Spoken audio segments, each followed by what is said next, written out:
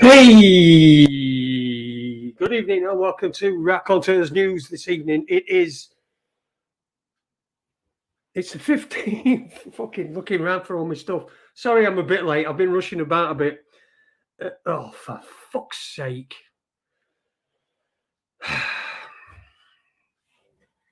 It'll be 2 fucking minutes.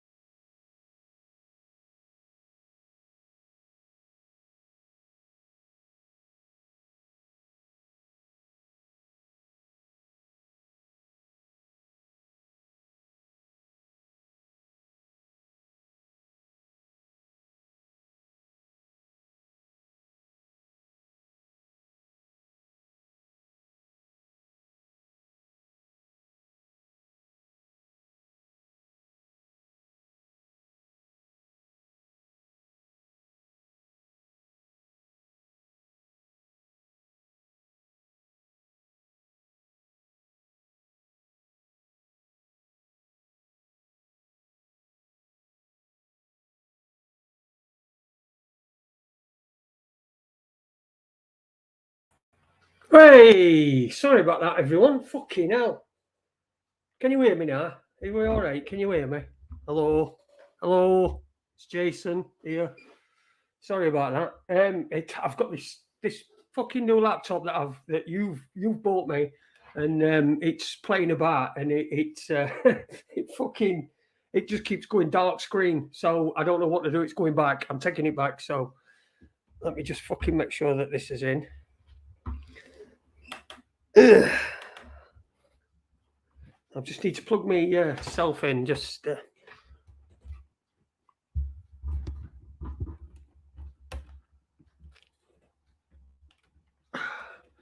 And there you go. Anyway, we're in. Thank you. Good evening to everybody who's joining us in the chat room. Good evening, Kevin Street. Hello, Stewie, Kendo, conscientious objector. Dinny's in there as well. Good evening, Dinny, non-violent extremist. Hello, Jason. Okay, now 5 times 5. Okay, all good, Jason.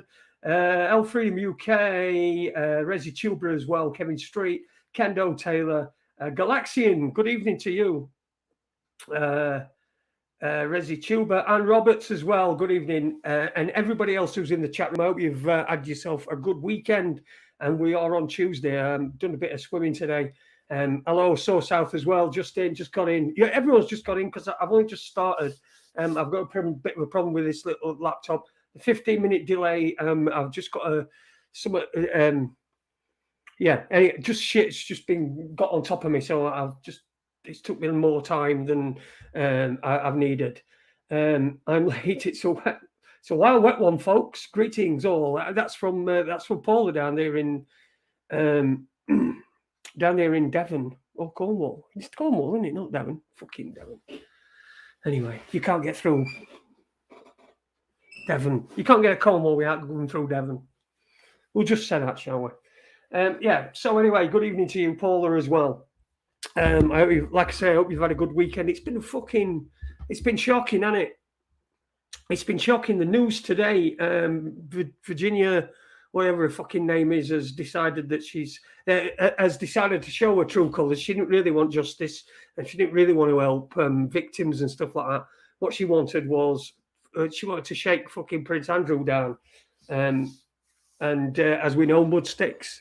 He should have chosen who his fucking mates were best. I don't. It's a shakedown for me. I don't care what the. If it were really about justice and everything, it would have gone to fucking trial. But it's not. It's been paid off. So make of that what you will. I don't know. Here's a 14 mil one. I don't get loyal. Virgin seller. Can we get a big hand for Prince Andrew? There we go. Yeah, it's Prince Andrew's got himself sorted. I don't know what's been fucking Virginia Guffrey. Yeah, as in guff, talking a load of fucking guff.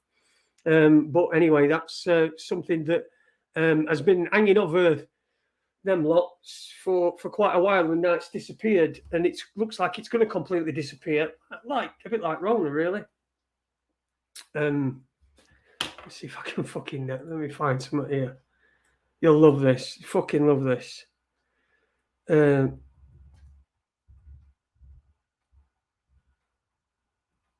fuck off. Yeah, I've been swimming again with Adi today, so it's Sheffield. Here we go. It's step right up. It's the sale.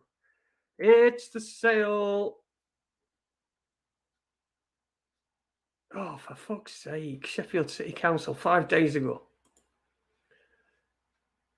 Yeah, fuck off. More options. I disagree. Should we go for I disagree? I disagree. Let me have a look. Let me see if I can get this up on... Where the fuck are we? No, there we go. See if we can get this up on StreamYard. Share my screen.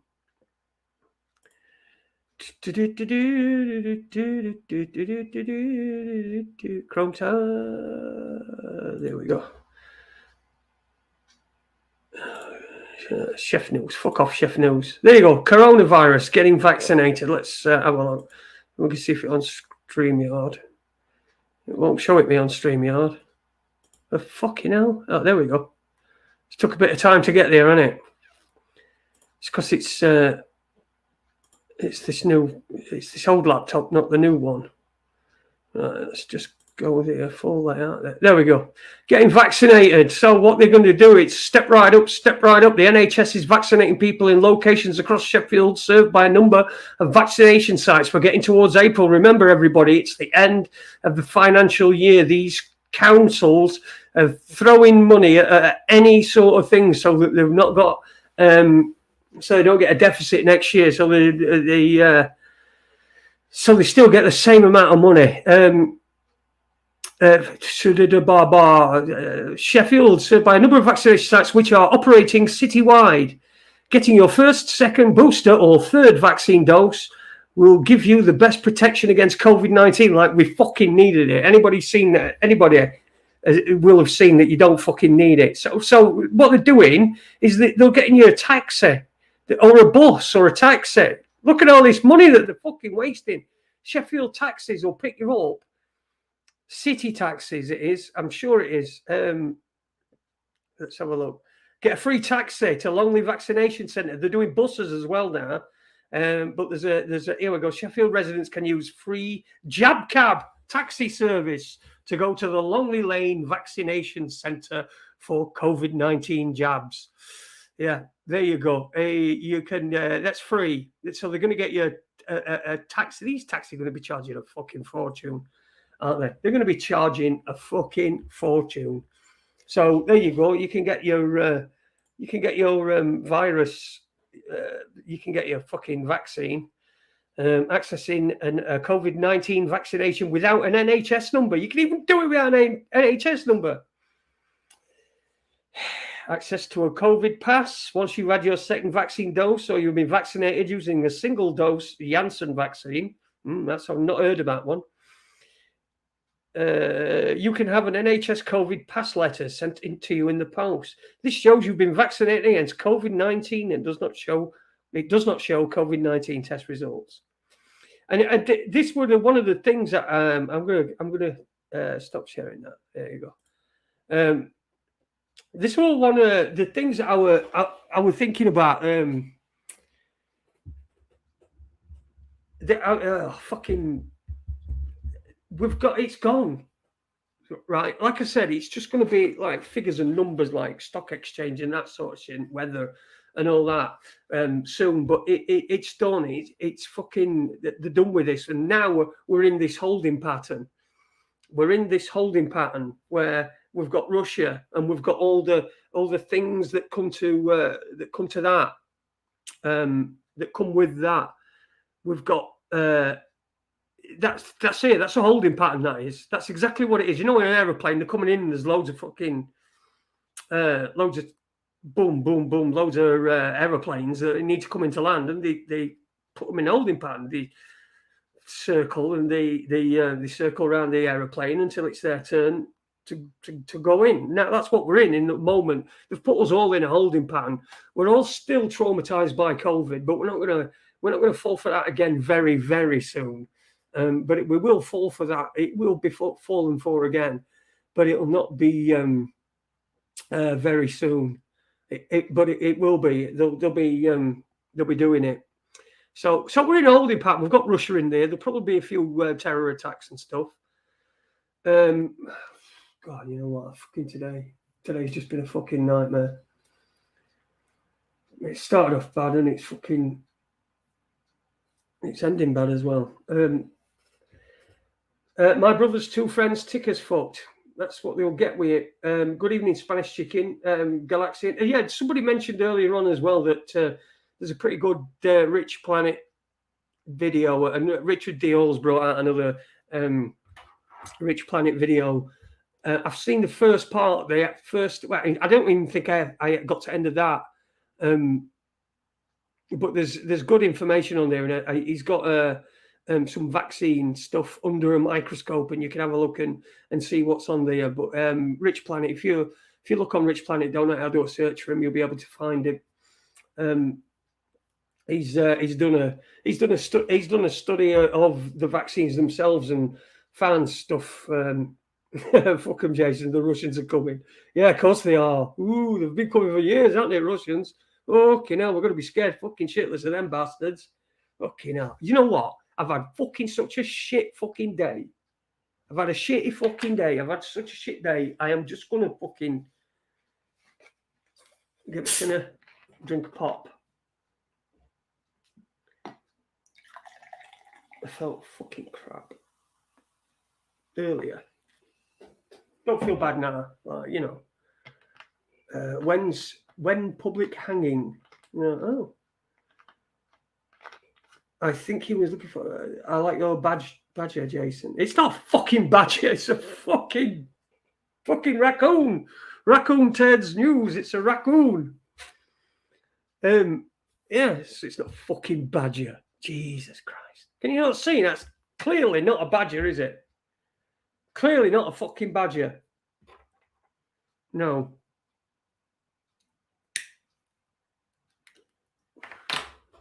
There you go. It's Colin the raccoon. Yeah, talk about the Richard D. Hall documentary that came out today. Well, actually, I watched it last night. Is there a new one out today? I don't know. But I did see one last night. I did see the first part of one last night. To be honest with you, I were in switched off mode, like I often am. That's a fucking raccoon that identifies as a badger. I were in switched off mode, so I weren't really taking much notice. I were looking at some of the stuff that were on there, and some of the slides and some of the pictures that he was showing. But I've watched the first bit. It's good days. We have a pulse low. We certainly, yeah, it is. It is good days. I've just had one of them. Whereas things have just gone tits up in different places and different things. Yeah, raccoon news. There you go. Bird Turtle says, watched it all today. It's pretty damning. Well, it may very well be pretty damning. I don't think anybody's fucking surprised, are they? We have been saying this for quite a long time. We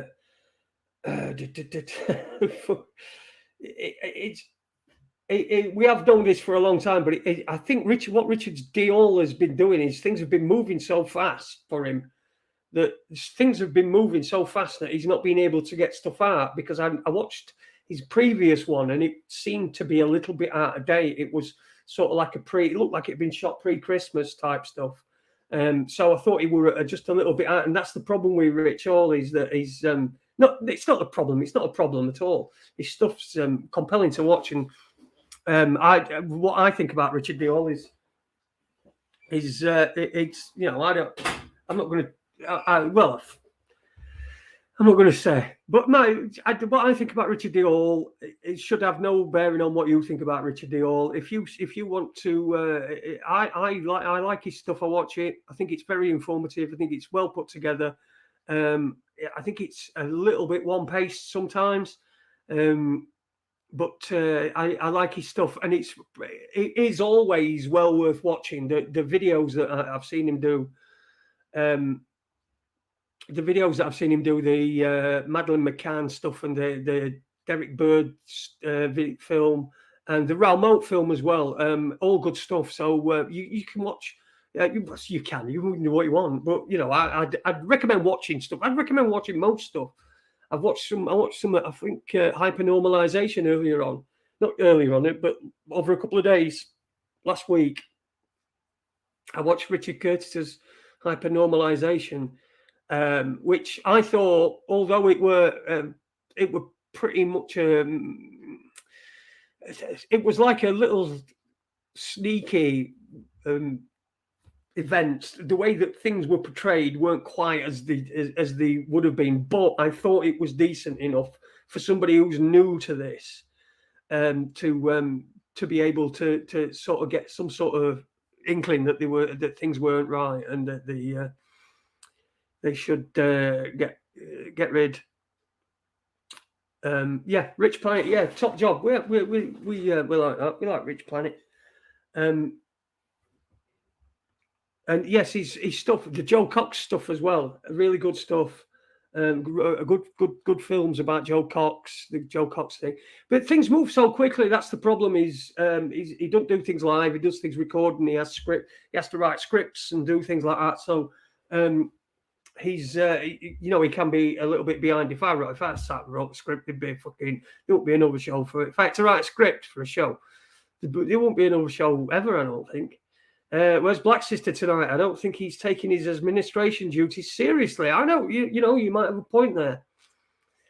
Trudeau's never been the same since his eyebrows fell off. I've not seen that, but I did see something about Eminem's eyebrows at Super Bowl. All this stuff that Super Bowl, it's a ceremony. We know it's a fucking ceremony. You can see it's a fucking ceremony. But we don't know what a fucking ceremony is about. We don't know what it's signified, and we don't know what the sacrificing or they're doing these ceremonies for. So he's not, is he? He's not taking his administration duties seriously. I'm sure it'll be along a little bit later on. He's probably got, I don't know, detention or something today. What time is it there? It's about whatever time it is there in fucking on West Coast. Good evening, Matt Caddy, and Donna as well. Good evening to you two people. Eminem took the knee. I know, it's all that shit. It's all nonsense. Forget that fucking bollocks. It's all crap. It's all designed to make you fucking think, oh no, he's took knee. What does this mean? He's a fucking, it don't mean fuck all. The taking knee, it's just, if we just ignore it, what the fuck are you doing? Get down off your knees, you fucking idiot. What do you think it is? Fucking, you think I am a fucking Catholic priest? Oop, can't say that. Shouldn't say that, should we? Otherwise it will cost me a fucking fortune, won't it? So what were I talking about? We're fucking vaccine busters and everything, aren't we? Super Bowl, yeah. Super B Super Owl. Yeah, Super Owl. Or B Super Owl. That's me. So Moloch. B Super Owl. But I've got an owl on my thing here. Sorry. That's an owl. It's fuck all to do with Moloch. And, if it is all to do with Moloch, I ain't got a fucking clue. F1 has banned it. Yeah, they said they weren't going to do it anymore, but I think they can do it individually if they individually want to do it. So that would mean Lewis Hamilton and nobody else, I'd imagine, because Lewis Hamilton and fucking Lando Norris and probably George Russell, because they're all fucking white English apologists, thinking that them two fuckers are anyway. Not Lewis Hamilton. Lewis Hamilton's obviously mixed race. His mum's white and his dad's black. The owls are not what they seem. I pay $3,000 to go see a load of washed has-beens. $3,000, is that how much it were? I know there were fucking loads of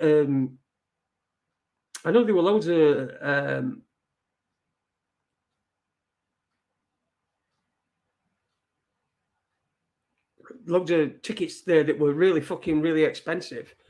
Sorry, I keep stopping. I don't know what's up with me. I might have to just cut it short a bit tonight. I don't think I'm really in a right good fucking place. I don't know where this has come from.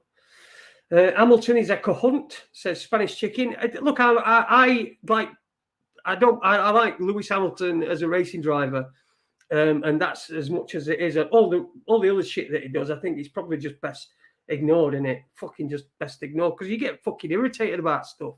You know what irritated me the other night? Let me just tell you one thing that irritated me, and it irritated me to a point where I thought, well, I'm going to fucking comment on this.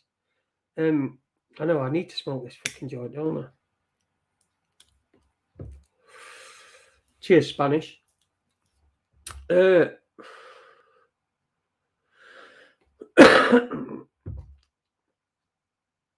Yeah, there was something that pissed me off the other day, and I thought to myself, well, this is fucking ridiculous. This is how stupid we are. This is just people, right? First of all, everything you fucking see anywhere, particularly from names. Let's talk about some names, shall we? Alex Belfield's fucking dumped YouTube, hasn't he? Realising he can make fucking more money. He says, thank you, YouTube. You've paid for my house and all this fucking sort of shit. He's only been out in fucking 2 minutes. Fucking hell, fine. Alex Belfield. And so now he thinks he's big enough to be able to do it on his own. He may very well be. But we'll see how it goes along and see what sort of numbers he gets when people are having to pay for it, because that's what's going to be happening. But the thing that the one of the nights this week, actually, that I saw on fucking Twitter, and I thought, this is it's typical of us. I mean, we've had a fucking decent win with COVID, no matter what you think, whether it's, he'll come and get us. We know we're not fucking finished. We know that. But we've had a win with COVID, I'd say, anyway. Compared to the rest of the world, we've had a win.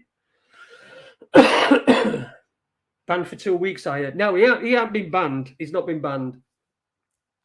He's not been banned. I'll tell you now, he has not been banned. He's using that. The virtual signalling prick. He is. He does virtue signal, but he's virtue signals to everybody, and he's always talking about fucking Queen, our Queen, and Harry, and he talks about Harry and Meghan Malarkey, and talks about how he seems to take it fucking personally that, again, he's one of those people that's come into this as a victim because he's been raising money for his court case against the BBC. Raising money for my court case against the BBC. We already know that because he said it on one of his things that YouTube's paid for his house. So it's not as if he's fucking not making enough money. He just wants to make more fucking money and wants it all to himself, which is fine if that's what he wants. If that's what, and people are prepared to put up with it. £1 a sub per week, 375 on GoTube. Nice money if he gets the subs. Yeah, you're right. I thought it was £4. I think it's £4 a month. Is it? I don't know about the honor.com behind a paywall. If I have, when I get a website, which I will do at some point, there won't be a fucking paywall with the. And if there is a fucking paywall, anybody who's listening now and anybody who's who I know who listens, it won't be fucking paying or get a free one. So ex-YouTube truther, yeah, ex-BBC YouTube truther, now ex-YouTube truther. It's not even a truther, is it? I mean, for God's sake, he were all cherry-picked stuff, and he were always talking about fucking Katie Price and how, you know, and how disgraceful it were, and she's got a disabled kid and all this sort of stuff. But yeah, he's still giving her the oxygen of publicity. I mean, he's probably given her more publicity than she would have expected herself anyway. So that way. Anyway, let's get back to this other thing. And I thought to myself, this is fucking typical people, and I just don't get it. I do get it. I do get it. I just wish people could fucking stop it. But somebody on Twitter, I'm on Twitter. I very rarely do Twitter. I very rarely put out on Twitter. This is going out live on Twitter now. It's about as much as I do. Sometimes I'll like something, sometimes I'll retweet something or do, but fucking nobody follows me. No, I couldn't give a fuck. But I was looking at it the other night, and so this thing did incense me to a point where I don't normally interact with Twitter at all, and so it did actually get me to interact with Twitter. So I suppose it had the desired effect as far as Twitter are concerned.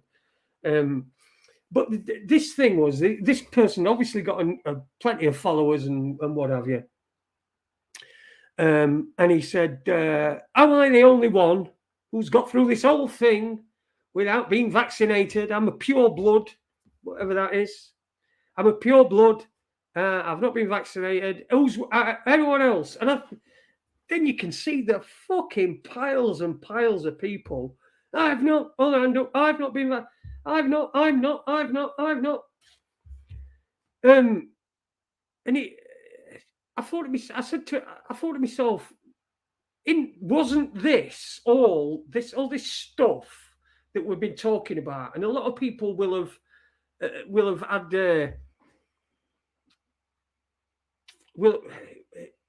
had times where they've said things like, where they've actually replied to somebody. It's none of your business. It's my own medical information. You shouldn't really be asking somebody about the medical information, should you? And so if that's what part of it is all about, why are we doing it? Why is everybody then on? Boom, I'm giving away some of my medical information. I know I do it, but I don't ask you. I don't ask you to say I'm not vaccinated, I'm not this, I'm not that, I'm not other. It's your own fucking business, whatever you did, whatever you've done. See, yeah, bad publicity better than none in celebs world. You're right. I think Jimmy mentioned it on his show once, and he said something about better somebody's talking about you than nobody's talking about you, or something. I don't know. I can't remember exactly, but it was like it's better. No publicity is bad publicity type thing.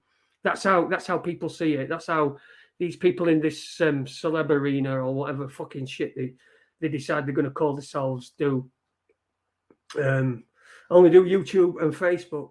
I'm going to try and I'm going to do Odyssey as well, because I can do 3 different platforms from this at once. I'm doing Facebook. We are live, by the way, on Facebook.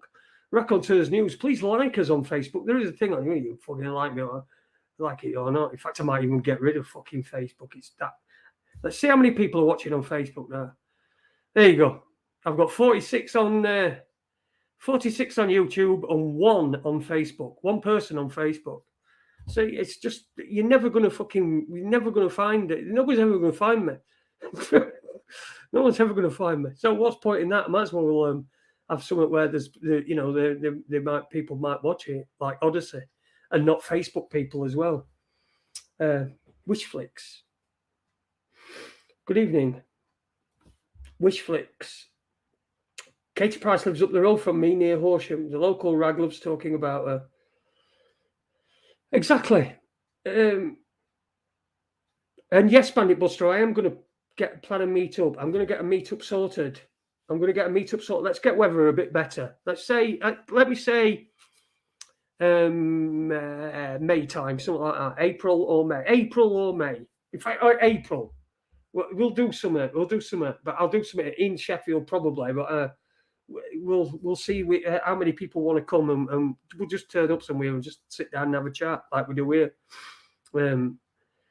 Yes. So I am planning to meet up. I am planning to get everybody together. Well, not everybody, but because obviously people right down south aren't going to be able to come. But for people up north and people who are willing to travel, we'll just do something. What do you think of Gumshoe Sleuth? Don't know him. I don't know him. I don't know who that is. If you could enlighten me on that.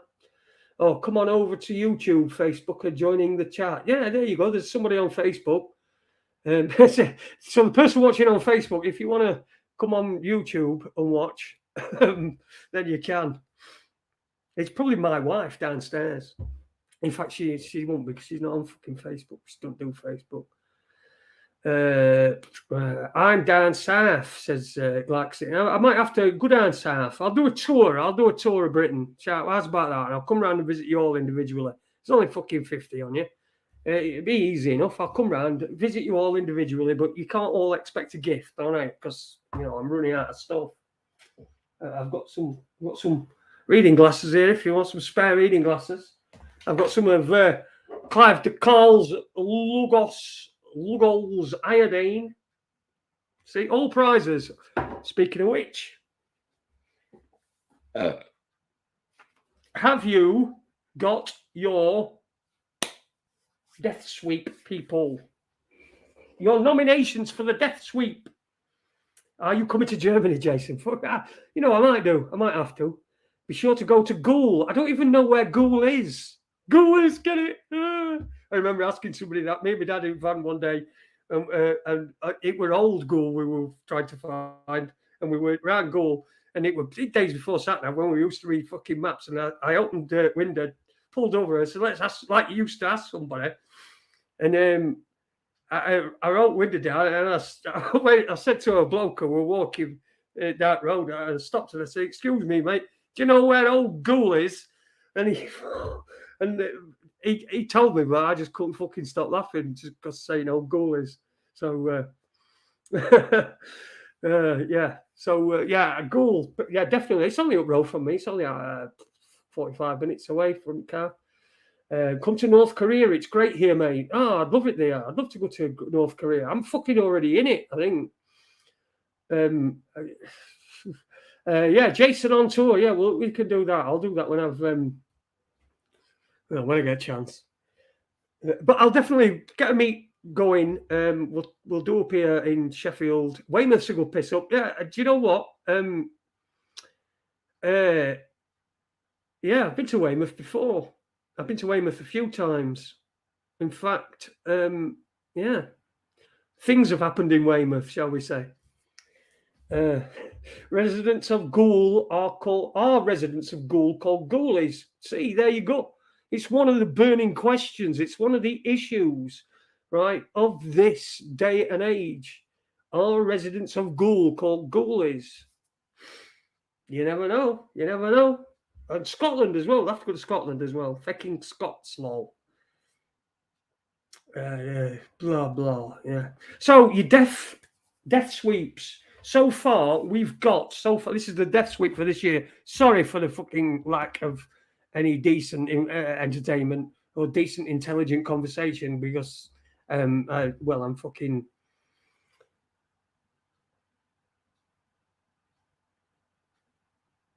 Because, But nobody will talk to me. Nobody will talk... No, I'm all kidding. You ain't, though. I don't really want to talk to them. Anyway, we've got Death Sweep. Dickie, is he still alive? Yes, he's still alive. Davis, so you're talking about the bloke on Sky then? Dickie Davis, Mascara Snake. Right, Mascara Snake. You've got Dickie Davis from Sky. Fucking... See, this is what the sort of day it is. Fucking ink's ran out.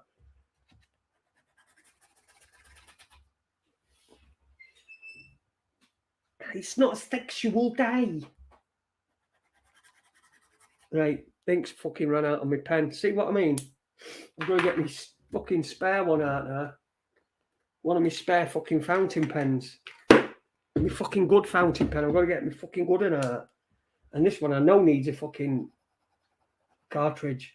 Fucking does. Ah, Flash Gordon. So you'd be called RAC on tour. Yeah, RAC on tour, the RAC tour. Use your eyeliner. I might have to use a fucking ballpoint pen, which is not good. So fucking vowed never to fucking... But I ain't got no cartridges for this one. And the cartridges, this has got fucking black in it at the moment that's ran out. I think it's run out anyway. No, it's got blue in it that's running out. There you go, see? You can't see, but it is fucking run out. Anyway, it's and I've only got black ones, so I've only got black cartridges for this, so I don't want to, to go from blue to black is difficult. So I'm going to have to use my now then you think that I might use a ballpoint pen? No, I'm going to use a brush. My little brush here, can you see? There you go. It's my little brush. I'm going to use my brush. I'm serious. I am using a brush. I'm not using this. Yes, it's got to be in black, hasn't it? It's got to be in black if it's Death Sweep. Black. The death list needs to be immaculately written. Fucking hell, fire. Anyway, I did get somebody and I can't remember who it were. So black only. It's got to be black. It's got to be black. So anyway, yeah, that's what we're talking about on Twitter. We'll do Death Sweep in a bit when we've done the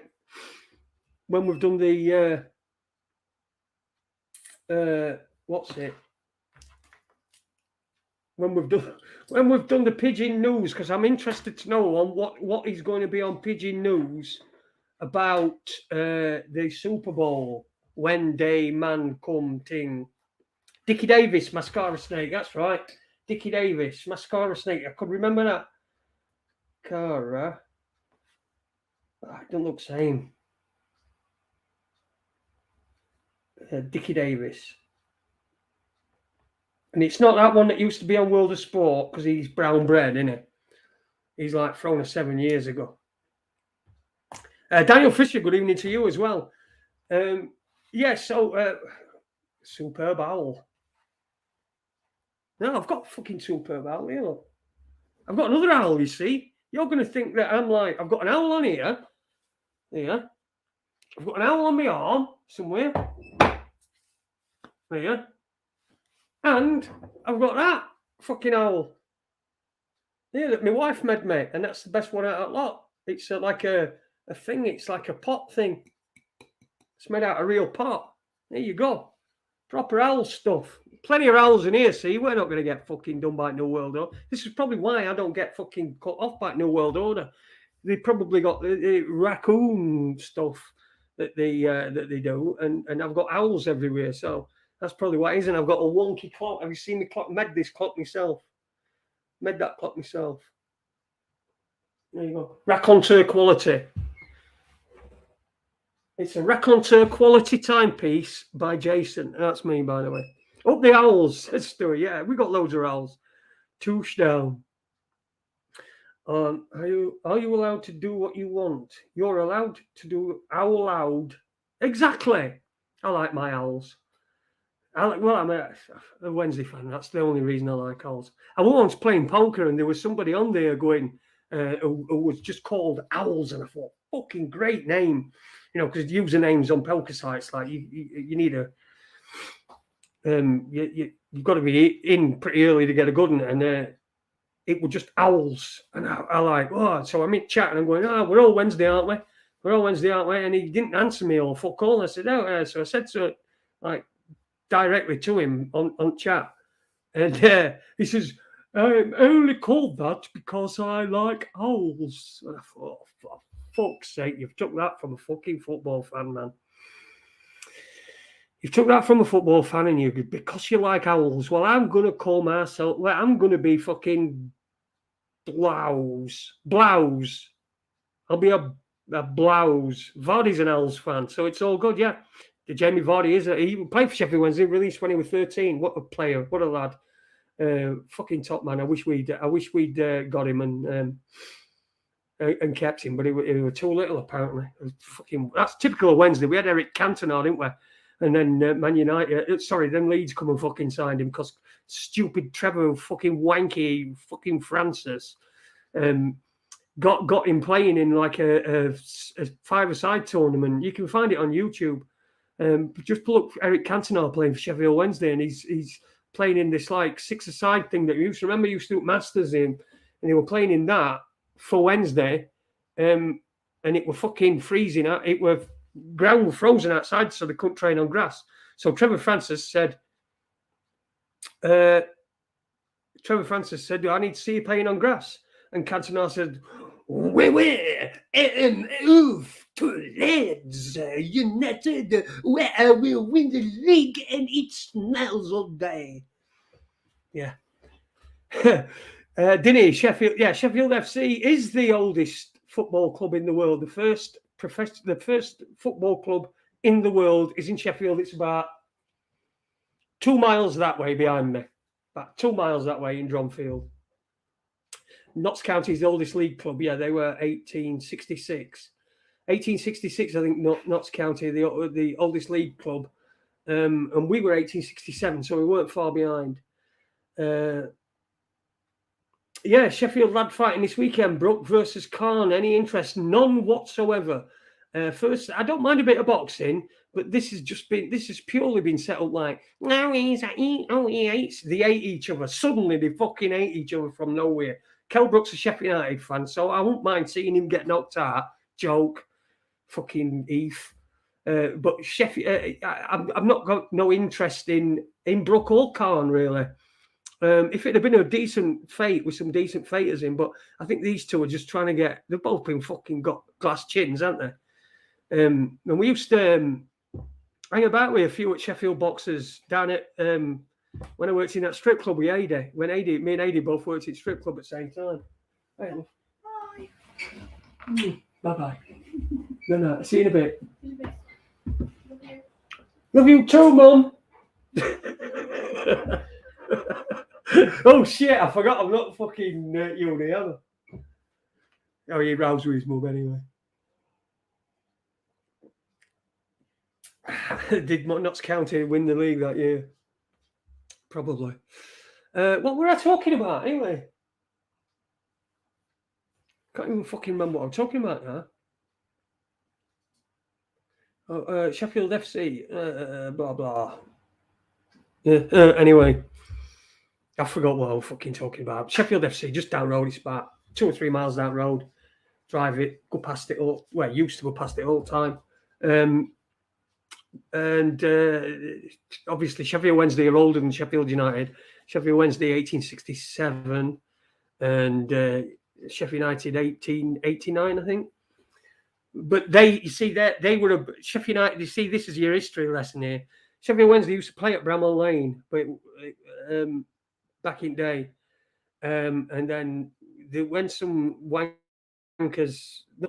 some of Sheffield Wednesday players got a bit disillusioned and went off and formed their own club, which is where Sheffield United came. And then Wednesday moved to Owlerton, which is next to Hillsborough, and became the Owls. Because originally, I think we were the Blades. And they were the Cutlers or something. It was something like that. I think we were the Blades at first. I'm sure that we were Blades at first and they were Cutlers. Or other way around, we were Cutlers and they were Blades. I don't know. Can't remember. But anyway, that's a bit of a Sheffield history lesson. 60,000 every game at Celtic FC. No else to do in Glasgow, is there? If you're not on heroin, you've got to go to football. There's only one team on a week. I know there's other teams in Glasgow, fucking, well, loads, but I can't think of any off the top of my head. Bramall Lane used to be crap. There was a footy and cricket pitch. They were, yeah. Yes, the superb owl result shows us that 2023 something big is planned. Very good, very good. I saw that actually. I didn't see, but I watched the Super Bowl, so I saw the game, and I didn't take much because when I turn it off and I turn this off and I just watch crap, then I don't get like bit down. You know what I mean? So. Novak, but again, he's got some chairs. It's all fucking clouds, isn't it? Novak Djokovic, he said the thing was, I watched that this morning, the BBC interview with Novak Djokovic, and the person that were asking the questions, all they kept doing was saying, well, most people you see have had it for other people, not for themselves. What would you say about need to turn it? And it was just fucking, I had to turn it off.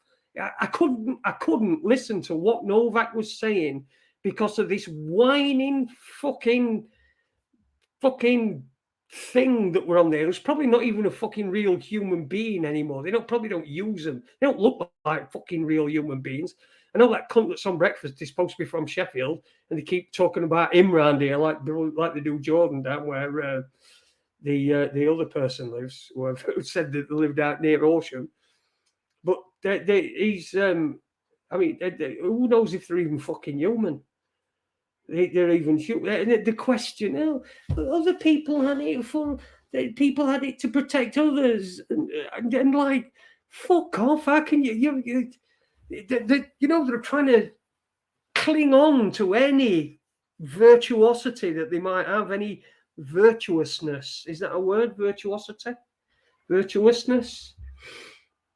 Without fans who pay the turnstiles, football is nothing. Jock Steen, yeah. It's unfortunately it's been and gone. We've lost it. We've lost football. It's we're gonna have to take it back, but that means we're gonna have to leave all the shit behind.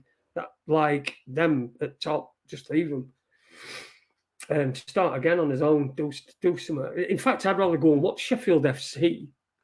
If I'm honest, I'd rather go and watch Sheffield FC. It's not as far to go. I'm not going to be fucking ripped off. I might even fucking start going to watch them if I go to watch football again. Yeah, that was in the 60s. Lol. Yeah, it is. It is. It's done. That was in the 60s. Who said that? Were it? I miss Virginia Wade. Okay. I personally can't stomach. This is Jimmy. I personally can't stomach listening to anybody Coof related anymore. Totally switched off all of the bollocks. Yeah, there you go. That's the trick. It's turning it off, not getting caught up in it. The commie BBC doesn't think people should hold true to their principles. Of course they don't. Of course the BBC don't. Otherwise they'd hold themselves more accountable. They'd hold themselves on a higher fucking pedestal, but they don't. What they do is they paint this idea. If I said to somebody, let's just say I got through to one of these fucking phone-ins, right? And I said, excuse me, but Mr. Phone-in people, let's say we're 5 Live. I used to listen to 5 Live sometimes back in the day when I were driving. And I'd listen to some phone-ins, and they'd mostly be bollocks from bollocks people ringing in about bollocks. But if I went on and I said, and they were talking about license fee, and I said, well, fundamentally, I've got a problem with the BBC spending our money on Pigeon, BBC Pigeon. What would the response be? Would they say, well, that's a fair question. It's taxpayers' money. It's essentially a tax. So it's taxpayers' money, and we're spending it on something that isn't in. It's not taxpayers' interest. It's not in our interest. The people that are buying television sets in this country don't do it so that the BBC can put that website up. They don't do it like that. They don't do it for that. They do it for it's the British Broadcasting Corporation. And the BBC World Service should work. All right, you should be able to get it, BBC, from everywhere. Like we can get CNN and we can get fucking Russia Today and we can get Al Jazeera and we can get all other different people, different channels. But, you know, why are they spending why are they spending it? Why are they spending money? Our money to do that for something that's not even for us. It's not for us. Not for anybody. I used to watch the Ipswich Witches. The Ipswich Witches. Wouldn't that be like a Speedway team? Is that Speedway? The football scene in. There we go. The next BS is coming. Of course, it's coming. The football scene in Kes. Brian Glover was funny as fuck. Absolutely brilliant film, Kes. Casper. I used to play poker with a kid called Casper. Well, kid, he was my age, but he was called Casper. I used to go, Casper. No, then Casper, what you got, Casper? Football scene in yeah, fucking brilliant. If you've not seen that, have a look at that. There's a couple of great films from up here, from Yorkshire, like from Kes. That's like Barnsley. I think it's based in Barnsley or Wakefield or somewhere like that. I think it's Barnsley. And of course, there's Rita Sue and Bob 2, which is in Bradford. You've got to fucking see Rita Sue and Bob 2. It's the fucking funniest film ever. And I know that there's fucking funny films everywhere, but yeah, it was getting up 15 minutes early to get ready to watch the live stream. Lol. Damn. Yeah, it's some great films from Yorkshire. There's some crap ones as well, like fucking Full Monty and that football one that he were in, that fucking Bean, whatever his name is. That was shit. But I didn't like Full Monty. Yeah, Brian Glover's goal celebration, and then they have the score come along bottom, don't they? Remember, so it comes along bottom saying like Tottenham versus Manchester United, and he tries to be Bobby Charlton, doesn't he? Bobby Charlton, Charlton, and then he jumps over and dives with penalty, gets a penalty. Fucking brilliant.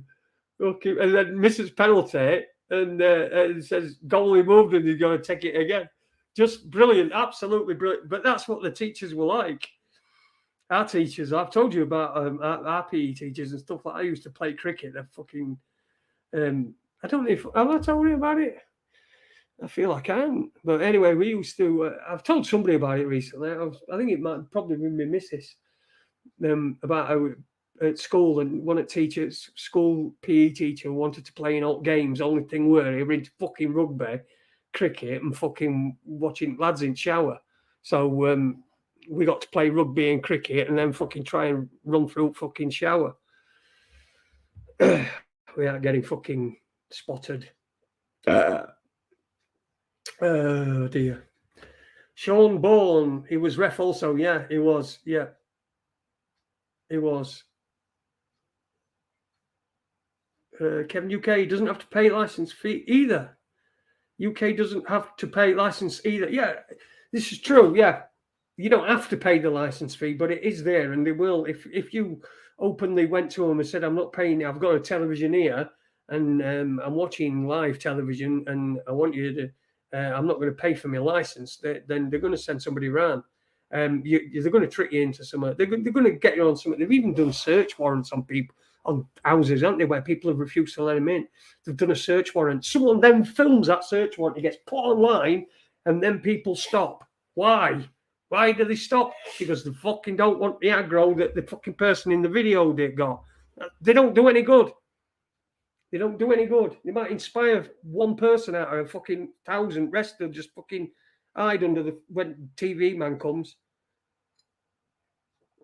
That's another thing. See, people getting people to do things that they're not fucking that is going to come back and bite them on arse. Like that fucking Stacey. Oh, what's her name? She's all over the place. Well, she were. I don't know.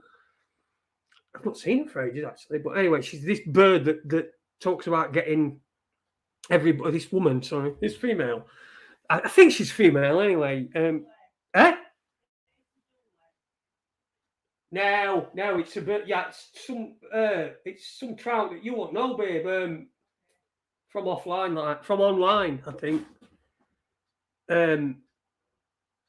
But what she's doing is she's getting people to claw back the payments. It's fine now. Doing direct debit clawbacks, if that's what you want to do. If you feel that you're entitled to that money, then fine. But the problem is that she's getting people to do fucking direct debit guarantee clawbacks, not telling them. Well, I've not seen anybody say you're going to have bailiffs on your doorstep because you are. Because those people, you've got the money back and they still think that you owe it to them. So you're going to have, as long as you know how to deal with them bailiffs, when they turn up, that's fine. But what she's doing is she's just telling people this is what you do, which is what I did direct debit clawback of, how much did I do that direct debit? How much did I get on that clawback? That I did that ages ago, fucking like 10 years ago, 12 years ago. About 10 or 12 years ago, I did it. I got about $8,000 back from, just from fucking bills and shit and that I'd used on my old house. I got about 8 or 12 grand, something like that. But you see, then bailiffs start turning up, find out where you are, and then they still want the money. So it's not a get out of jail. It gives you some money, but if you can't handle the stuff that comes afterwards, then you're fucked, aren't you? Because you're just going to end up in more fucking shit than you needed to be. And the direct debit indemnity guarantee scheme is well, it were a useful tool back in the day, because when I did it, see, they didn't fucking even ask you. They just did it because that's what it says. It doesn't say anything in the thing apart from it has. If you ask, it has to be clawed back. It has to be paid back. And back then, nobody was doing it. So it didn't matter. So when you did it, they just give you fucking money back. That's it. We're in your account there. But I think that they were about two or 3 grand that they'd not done back. And I rung them all and they said, "Oh, we're not doing that because it's yada, yada, yada. It's this, that, or other." And I just said that I was going to report them to financial ombudsman. And they fucking shit the sense and just paid it back. So... Chris Partridge, what percentage of RN viewers pay for a TV license? Listen, that's some more information that if I were listening, perhaps you don't want to give out, don't have to. But if you want to, it's up to you. I mean, I'm just going to sit here and let you guess. I think that's probably hands out Russian flags for the party and hats and vodka. The fucking hell is up with you, Denny, with this fucking with Russians. They're not coming, mate. They're not coming. Jesus Christ. Fucking hell. It's just a fucking sideshow. It's to keep you going. It's to keep you going. It's to keep you still a bit scared. Are you a bit scared? Are you a bit scared? No, I'm not scared. Fucking hell, you are not scared. You are one fucking evil monster. You are not fucking scared to death of this fucking virus that has got a fucking excellent chance of fucking surviving, even if you're at death's door. And your gas is free. Yeah, of course it is. We in honor of Webby. Me being retarded, I cannot enter into a contract with anyone. There you go. See, non-violent extremist is retarded. Officially, he's said it, that he's retarded. He can't get into a contract with anybody because he doesn't have mental capacity. Very good stuff. No TV license here. Fuck the beeps, says Kendo Taylor. Good on you, Kendo. They should take back Moldova as well. Then all those people might be able to get on with their lives. Chris Partridge says, talking about Russia and the Eastern Bloc countries. Jason, the headline of the day for me today was Weapons System Engineer Mark Steele talks to hats to expose the dangers of 5G fucking technology. What fucking hats? 2 hats. Did he talk to 2 hats? Is that what he did? The fucking Mark Steele. Mark Steele. I got the, I fucking saw today. Sorry about my language. It's terrible, isn't it? If you're watching for the first time, I'm not normally like this. I don't normally swear at all or anything. Oh, I've got a message as well. Oh, and I've got a let's have a look. Oh, I've got a voice message from Jimmy O'Neill. I'll listen to that after I've done. Oh, we're looking through this. This is me. This is me. Facebook. This is my Facebook account. This is my Facebook Messenger. These are old messages, and I found some. I found some from. Here we go. From our friend. Let's see if you can guess who this is. Jason, can you speak Russian? Okay, немного. Not that fucking bad, Jace, lol. I think you need a drink, Jake. I do need a drink. I do, don't I? Anyway, I know I've got this. This is from, it's obviously it doesn't say his name because it just says Facebook user, but you can get it. And you can see when he called me as well. But this were, you remember what's his face? Lee Garrett. So this is, we're going to show this on fucking screen, but because other laptops not working properly, I can't get I need to take it back. I can't really do it for, can I do it for this? I can't really do it for this, I don't think. But anyway, so this is what he said. So he's took piss out of me. I'm only having one leg. You know what? Yeah, you saw that. So I put, taking a piss out of my leg, classy. You won't know it's coming, but I'm going to take you out. Fucking rock hard. Fuck about with Sheffield lads. And then he says, you started calling first with the gay stuff and cokehead. Did I call him gay and cokehead? Yes. Which is right. And by the way, gay is not a fucking insult. What's wrong with him? I might have called him gay. He might have just been, I thought he was like happy and stuff. It's not a fucking insult, is it? Fucking gay cunt. Yeah, he's one of.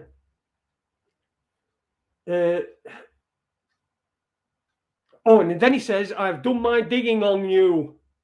I've done my digging on you. And he's put 2 like of them that are like laughing, and then they've got tears and that coming out. So, I'm clearly at this point a little bit concerned the way that this conversation is going. This is Lee Garrett, Mark Steele's mate, who you've just been talking about in chat. And what had happened is I'd had him on a show and he'd made accusations against somebody else. And so I said that person had the right to reply. And I duly invited her on to have a reply. And he didn't like it, Garrett. He just didn't fucking like it. And then he said he's done his digging on me. Fucking hell, he must have a rate shovel.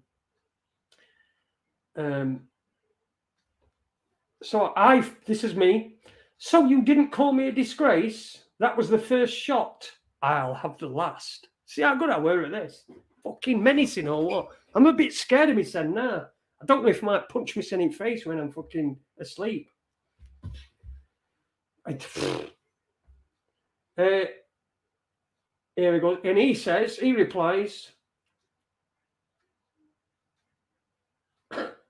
yeah, I did. As I think letting her say what she said is totally unacceptable without questioning her on it. This is someone called Anne-Marie Carey, or Logical Annie, as she called herself, or Annie Logical, or whatever.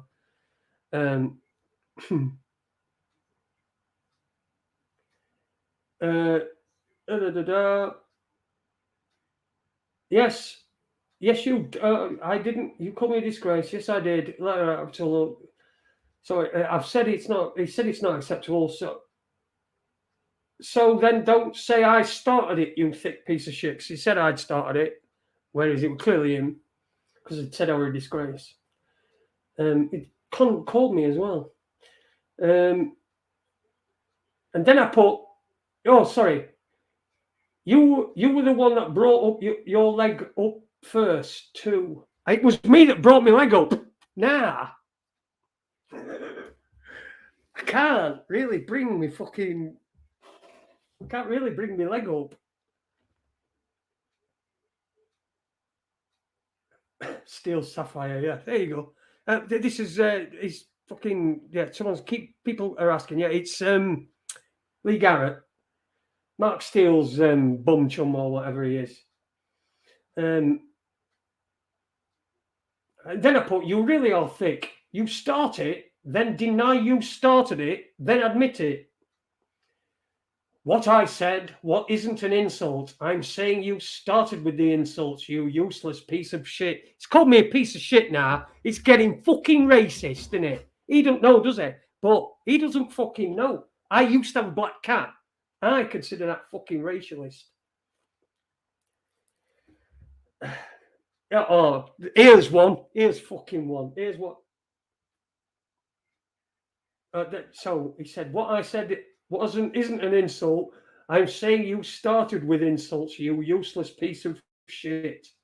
So this is my response. I think this is pretty good. I'd be scared if I got this. I've got one less leg, but my balls make yours look like beans. Fucking hell, eh?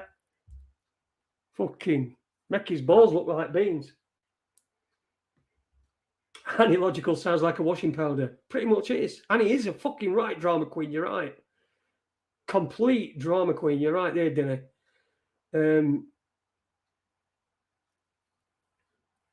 So anyway, you put, ha ha ha, here we go, this is quite a long one. Ha ha. Here we go. Ha ha ha, what the fuck have you done, like? Well, shall I do it in accent? I'll try and do accent. I can't really do accents very well. I'll try it. Ha ha ha ha, here, yeah. What the fuck have you done, like? Sat and ran a little radio show spreading fake news on it. You got really far in life. You're a fucking loser, Jason. Down and out loser. Looking for a bit attention is why you done. It's like reading fucking pigeon, this, isn't it? A bit attention is why you done what you done. So I've done what you've done what you fucking done. See what I mean? It's like arguing with a fucking washing machine. You've done what you've done with Annie.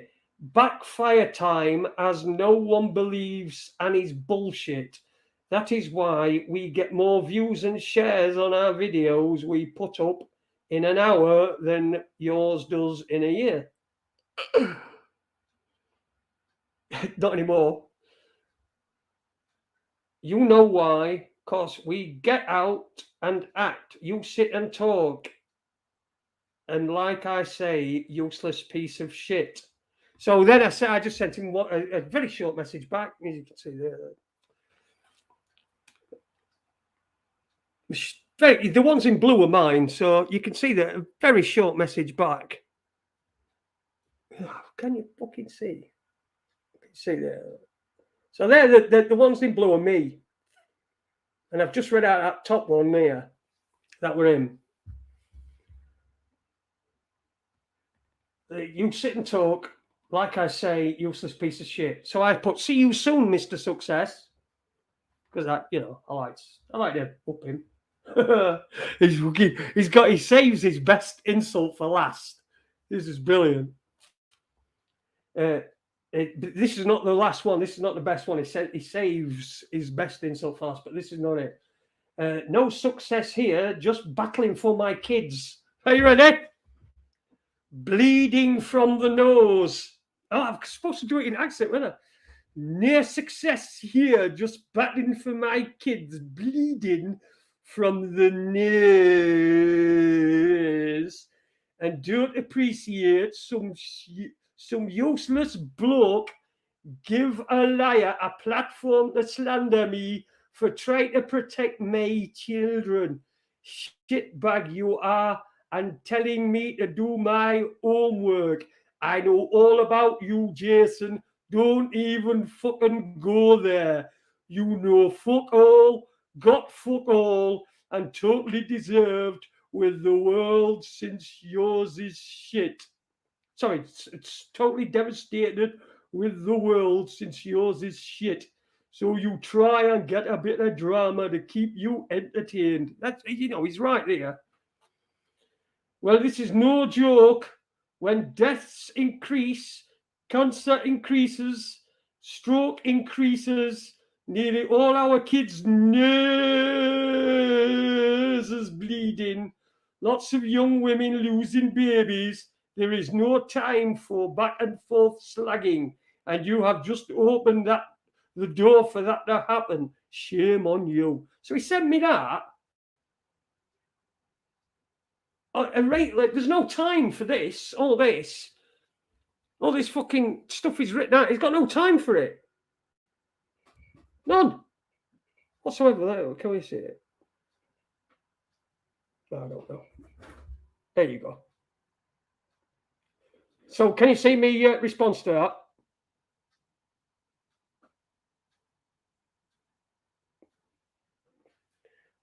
And his response is his best. I told you he leaves his best one for last.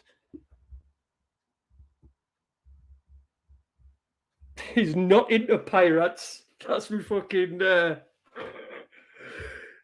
because of my leg.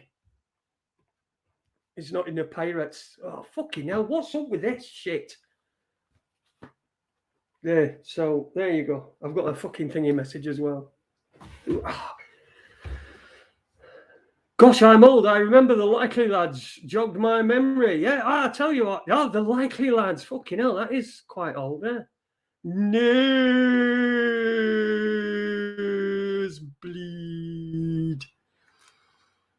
Oh, Ronaldo scored, has he? You people watching football should be ashamed of yourselves. Long J Silverlol. Yeah, there you go. That's it. Raconteurs, the man's a massive narcissist. Yes. Yes. Ask him if he wants to shag Jason. Make his ass. That's from about 4 years ago. That I've not heard from him since. He's not got no fucking this shitty little YouTube fucking channel or whatever he fucking wants to call it, radio, which is what it were initially. It's still fucking going. He's not. He's sat there having a fucking.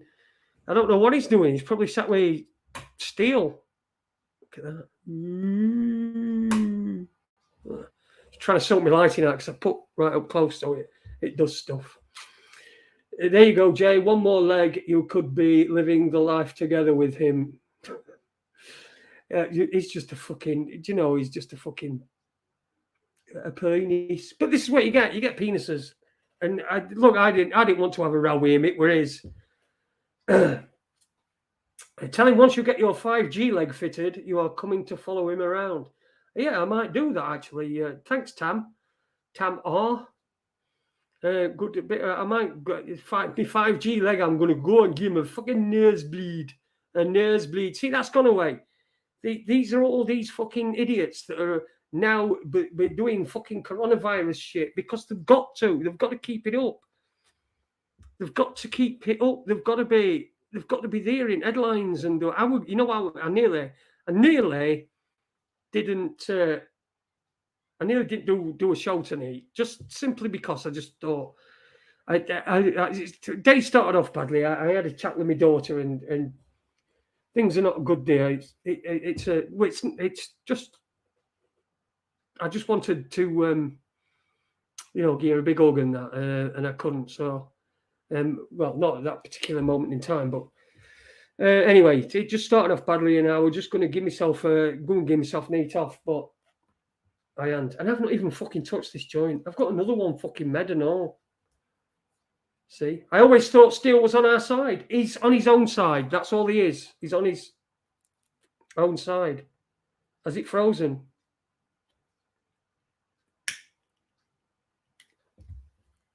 Eight-foot pussy on and that.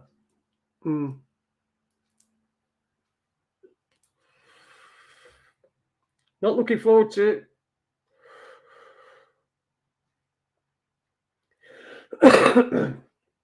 Not looking forward to the end of the COOFID,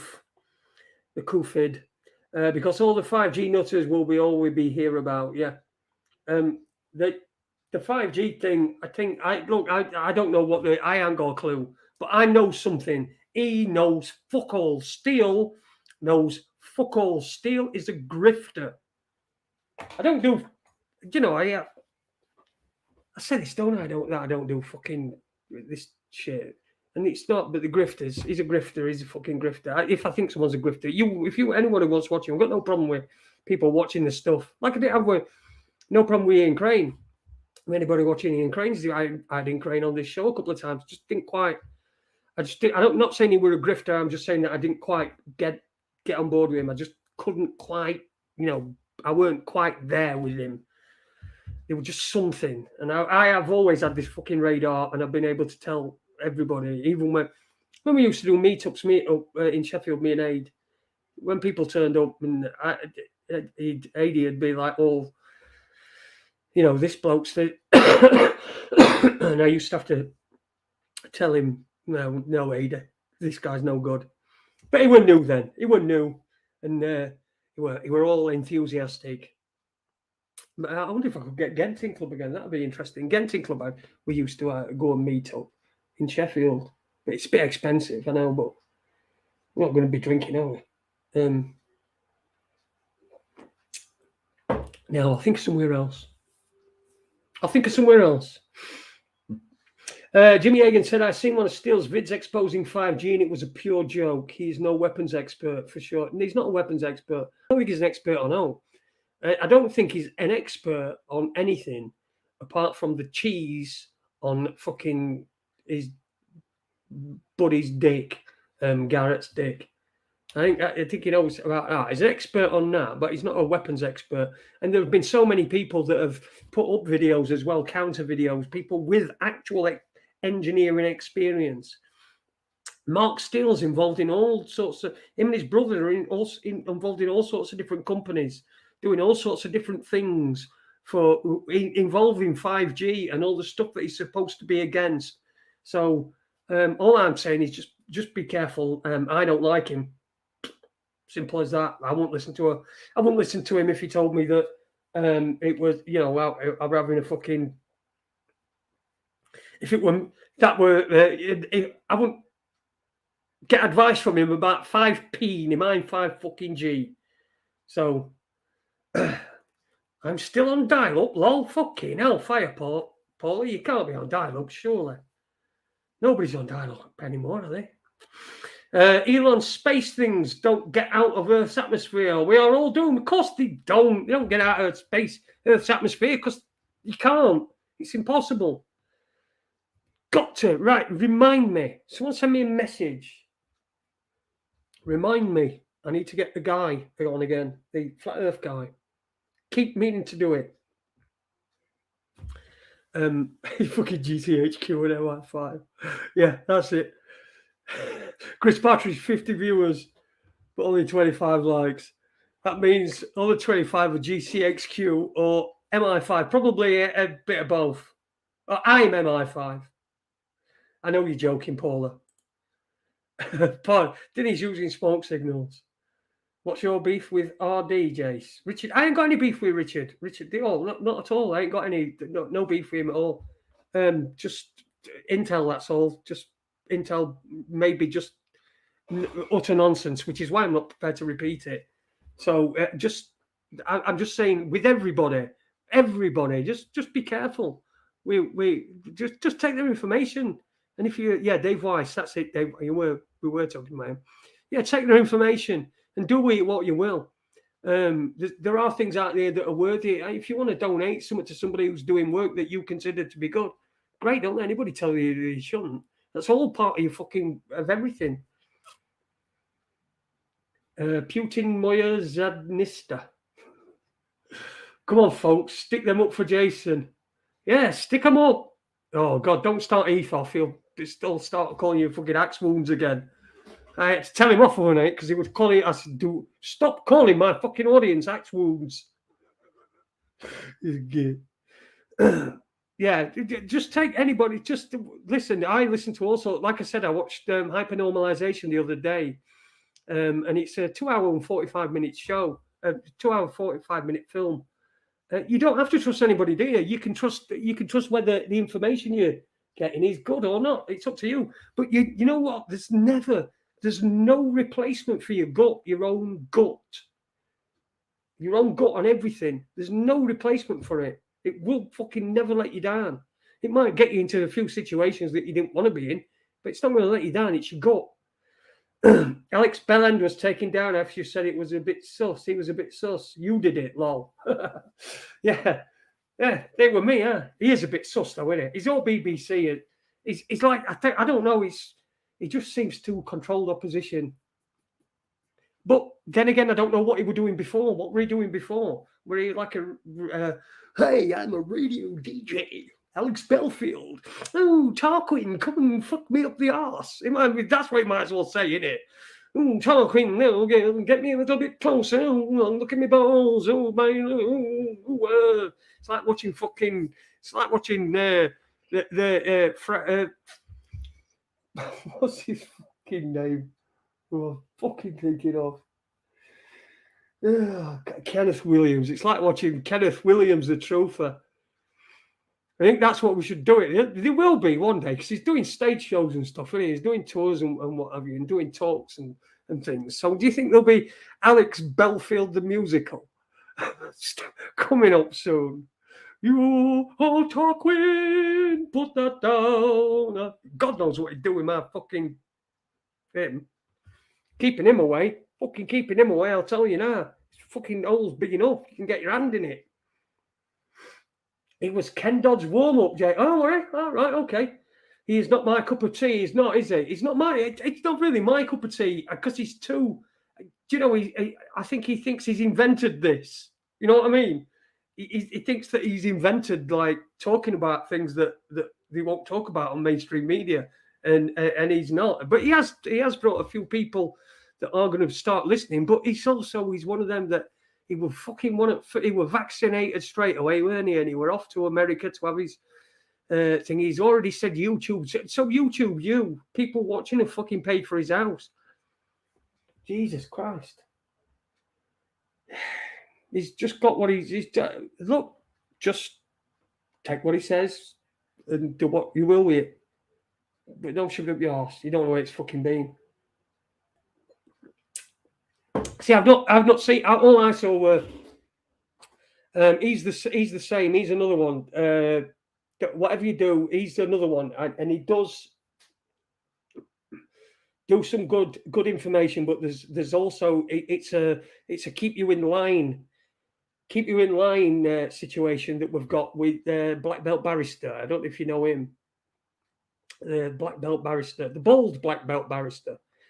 I've seen a few of his videos, and his are, I mean, good information. Is obviously he's if he's a barrister, he's a barrister. So he's going to know the law and procedure and stuff like that. So it's all interesting stuff, but it all seems to me a little bit like a kind of let's keep them in line type thing. Let's not tell them anything. He's not telling anybody any loopholes, is there? No, what he's doing is he's talking about the he talks about the new highway code and stuff like that. All stuff that really you need to learn and look at. It does a TV license stuff as well. But again, it's just he's a fucking misogynist. Who's that? What are we talking about? Oh, his dad's dog's dead. Ken Dog. Ken Dodd's dad's dog's dead. Dad's dog's dead. I did a show called that once. Didn't I do a show on fucking Raconteurs News? Ken Dodd's dad's dog. I think with guest Ken Dodd's dad's dog or something like that. Anyway, He's a fucking misogynist. Who are we talking about here as a misogynist? Are we talking about what's his face? Alex Belfield. I've never tried killing anyone. All right, everyone, an hour late, but there you go. You're 45 minutes late. Started at 8:15. So you're not even an hour late. Well, you are. You're an hour. No, I don't know. Anyway, we didn't start till 8:15. That was me. Kenny Everett, right? Kenny Everett's dead. Belfield is a misogynist. Do you think so? Do you think he is a bit? It's obvious that he's he's not married, not in the traditional sense anyway. And when I say traditional sense, I mean fucking traditional sense. Man and a fucking woman and a man. Don't you fucking cake on top of cake. Traditional sense. So I can say that. That's traditional sense. Everyone else, get married. Fucking no problem at all. But the traditional way is boom. Man and a woman. Cows got BSC by eating other cows that were fed to them. CJD was caused, in my opinion, by human flesh getting into the food chain. There has been stories out there that come and go every now and again, don't they? That they found some Stewie, Kendo. Good way to get your point over, Stewie, Kendo. Stewie, he's a shirt lifter, mate. Bell Endfield, said CMB. God rest his soul. What are we talking about? God rest his soul. Jimmy Alex Belfield. Not fucking brown bread, is it? Kenny Everett, God rest his soul. Yeah, Kenny Everett was pretty funny, but I think he might have been looked into a little bit differently if it had been around at the moment. I don't know. Is AIDS coming back, or is it just my piles? It's just your piles. I'm not getting AIDS again. He's a shirt lifter. Yeah, that's Belfield. It's Alex Belfield. He's all right. I don't fucking mind him, but it's all that talking and it just don't. It's not my style. It's all right. It's all right for old women and for gay and for gaggles of women that want to, they want non. What would they see him as non-alpha males about? They like a non-alpha male, don't they? They love a good gay. There's always bag hags. Hag bags. What are they called? Gay. What were the fucking vernacular for them? Anyway, these yeah, fucking. It can't be that. Getting terrible fucking internet tonight, and I'm fucking screwed in. Everett was a woman, dressed as a woman all the time. AIDS might be coming back, mate, but Kenny Everett in? No, he's not. Cupid stunt, yes, that was he did that was his female thing, wasn't it? Best possible taste. I can't do that anymore for some reason.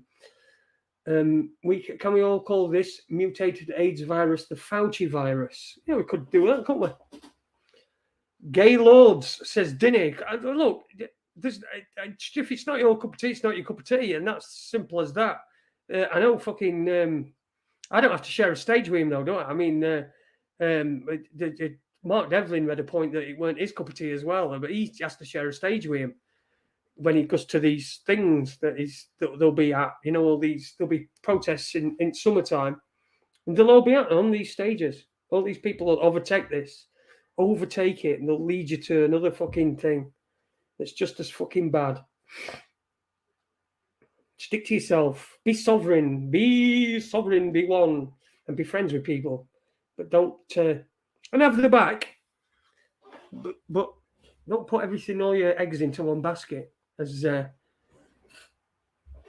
Noel McDonald would say if he worked at the hatchery. Bag hags, girls hanging around onto gays. There you go, bag hags. That's it. I thought they were. I thought they were a different one. Bag hags. Fag hags. Fag hags. That's it. Because fag apparently it doesn't mean cigarette. In some places, it means somebody who's a gay. So they call it fag hags. Fag hags. But we're using that in the pejorative sense. I dropped my first ecstasy in Heaven, London, when I was 17. Big mistake, David. Well, you shouldn't have dropped it, should you? You should have took it instead. That's fucking no good, is it? Dropping your fucking first ecstasy tablet. Did you decide these are too difficult to handle, so I can't fucking have any more? Is that what it were? Let us know about that, David. I'd be really interested. And also, I wanted to know if anybody knows Ron. We're missing Ron, aren't we? Not seen him for a few weeks. Ron Malcolm. If anybody knows where he is, just let us know. If you can let us know if anybody who knows him, like apart from here and whatever, or even if you can just type in a letter or something. Just Ron, if you just let us know. Somebody pointed that out to me in an email this weekend, and I'm meant to fucking write it down, but of course, like I ain't here. That's right. Yeah, I'd not written it down. So yeah, I hope Ronnie's okay. Heaven was a big gay club. All right, okay, cool, excellent. There's no gay clubs. No fucking problem with. I've been in a few gay clubs. Never any trouble in a fucking gay club. Well, not I've seen anyway. But I've only been probably about 2 or 3 times. I worked. I worked one once. I can't remember if I fucking did. Chris Partridge says, if you say I'm going to smoke a fag in the USA, it means you're going to kill a gay person. Oh, right. Okay. I'm off to smoke a fag. One up the bum, no harm done. Yeah, or bum a fag, because that's what they. If you asked her, if you said to somebody, because they, if you mixed it up and bum a fag to an American, you might not know what you're talking about. There is a reason the Super Truther DJ doesn't talk about the adreno. Are you talking about adrenochrome? Is it? Adrenochrome. Really? Is that the Super Truther DJ? Is he a DJ then? Is that what he is? I wouldn't have thought he'd be like macho enough to be a DJ. Or is he just like a radio DJ? Hi. Like we had one here who used to do, in fact, he used to do fucking charts all over network. Then he turned into a woman. And he's on fucking BBC, but he were always a bit weird. He were always a bit, we were talking, he were an only child, and something like he were always after attention all the time, and then decides he's going to be a fucking woman. Stephanie Hurst. Never right. I don't know if his adult, like got firming and had fucking lot done, but it's definitely calls himself Stephanie and does some BBC stuff, I think. Weird DJs. What happened to Jim Davidson? Jim Davidson's doing, he's one of Alex Belfield's mates, isn't he? They're all in that. They've got that little club, the Alex Belfields and the Jim Davidsons and that. No wrong with Jim Davidson. I don't know fucking Jim Davidson's politics or out, and I really couldn't really care. But he's one of them. I know him and Belfield have been hanging about because that Gabby Cabby as well. Remember him? I've not seen him for God knows how long. You sit in his cab, go fucking over on.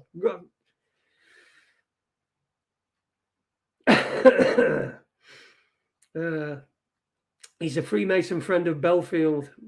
That would not surprise me at all. Radio jockey on the BBC regionals. That's what he were. He must have been in Nottinghamshire area then, which is not far from me. Jim has .com show now behind a paywall. Yeah, Jim has a .com show.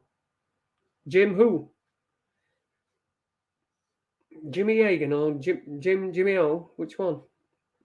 It's amazing, folks. Always have to make up strange stuff about adrenochrome and all that. Like it's not bad enough. Some like to snuff out kids in rituals. You're in a bad mood, aren't you, Jimmy? I can see that. We'll not poke him with sticks tonight. But I do understand what you mean. But then again, this is what we do: is we get sort of like stuck on one something, don't we? We get stuck on something, and then we sort of get looked into.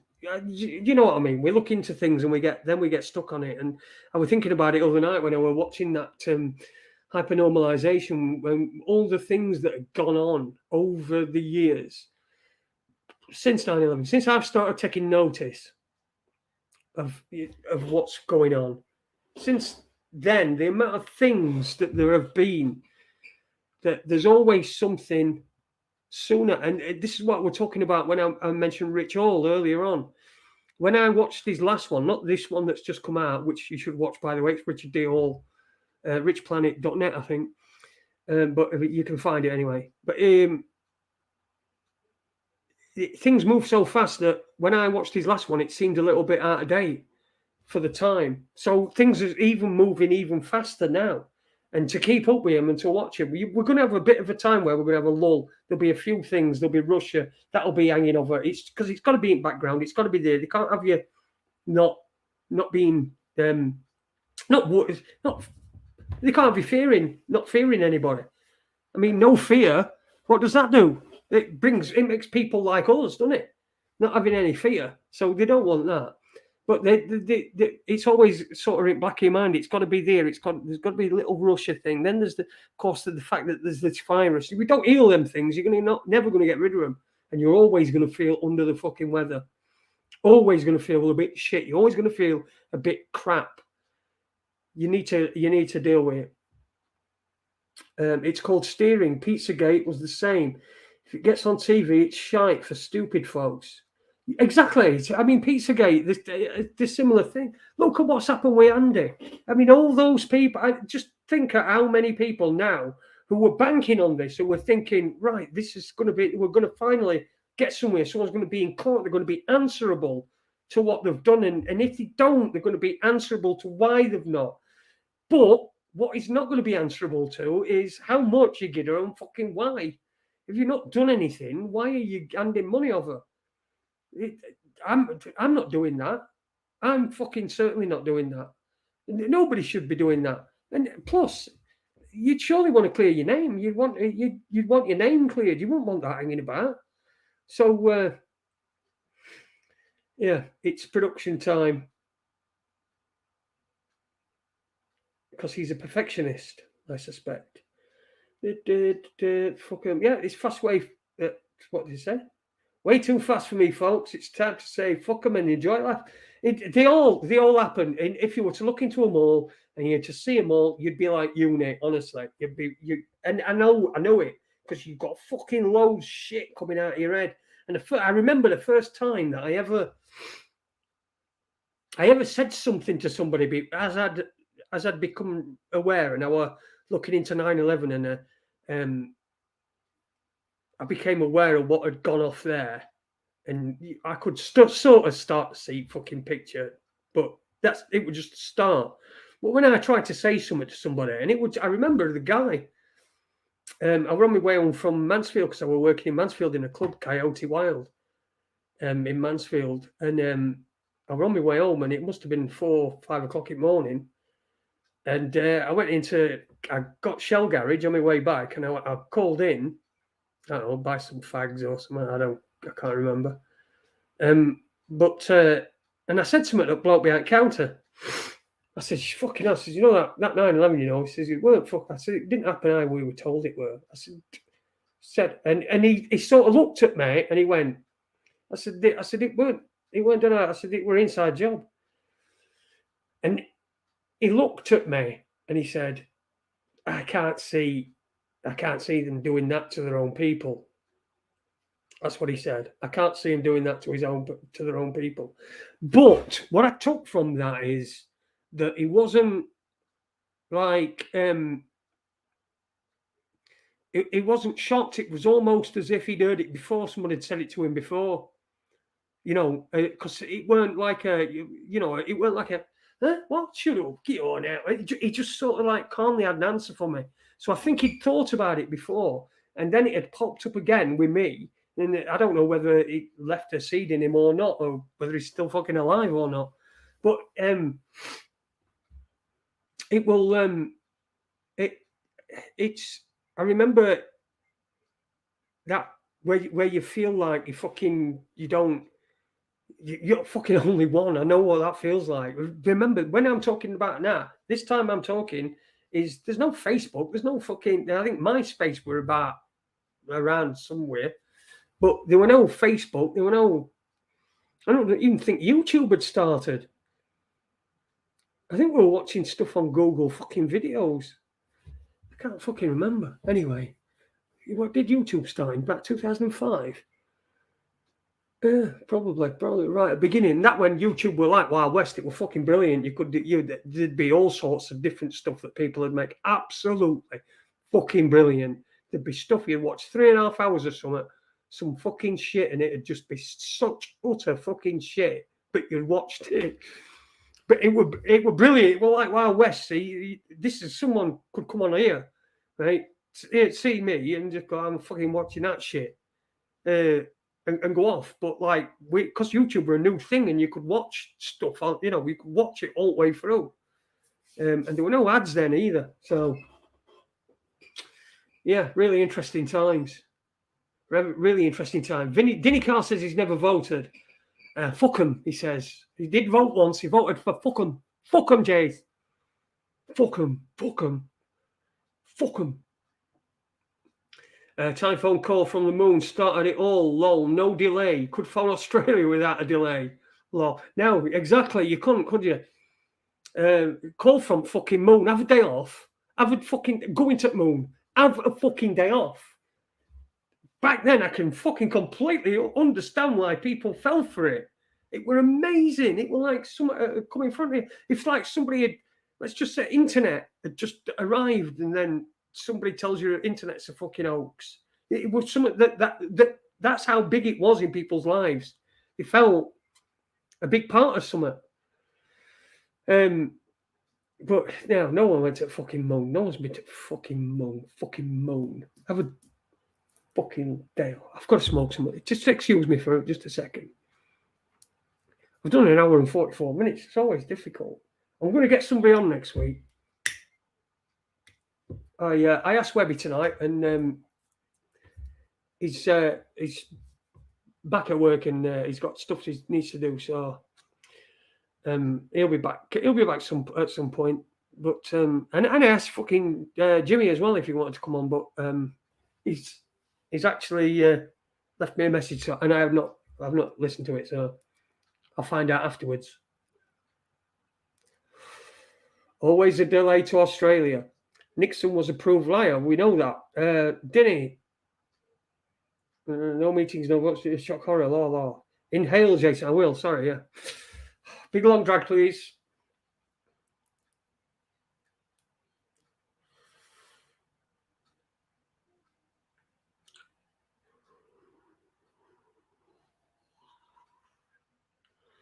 Get Neil Sanders on. I will. If you want Neil Sanders on, I'll fucking get him on. I like talking to Neil Sanders. And I'd like to know what he's fucking, what his plan is now. Is he sticking with the COVID is real and that he needed that vaccine, or what? What is he going to do? Open the line, Jason. Oh yeah, go on then. You're right. I should open the line, shouldn't I? I should open the line. There it is. There's the line. It's open. So if anybody wants to jump on, I've got about 15 minutes left. Might do a quarter an hour over just to, well, if someone comes on and talks and wants to chat. Blah, blah. What flavour? I don't know. It's weed flavoured, I think.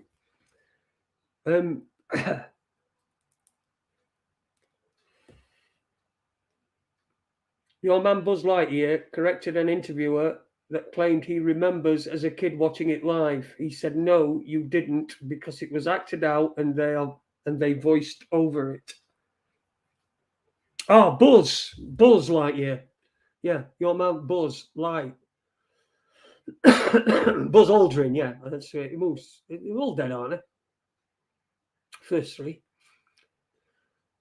First two are, aren't they? Buzz is Buzz farted, didn't he? And Neil Armstrong went and all. I'm pretty sure. A Mandela effect if he's not, because I'm sure he is. I'm sure Buzz Aldrin died. Did Buzz Aldrin die? Do you think? What do you think in the chat room? Tell us. Is it a Mandela effect? Reckon he got lucky and had a placebo. You never know. I mean, it might just be something that's there. You know, like we talk about planting seeds in people's minds. They're just planting. Are they just planting seeds in people's bodies? Is that what they're doing? So that something will so that something can be done. I don't know. You see, you just don't know. It's fucking this life. It's like Russian roulette all the time. Going to the mood was made possible by slow motion film. I agree with you.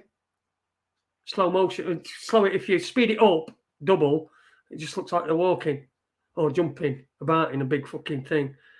And they get all these clear shots with like no viewfinder and the fuck all and like just yeah, like the film Capricorn 1.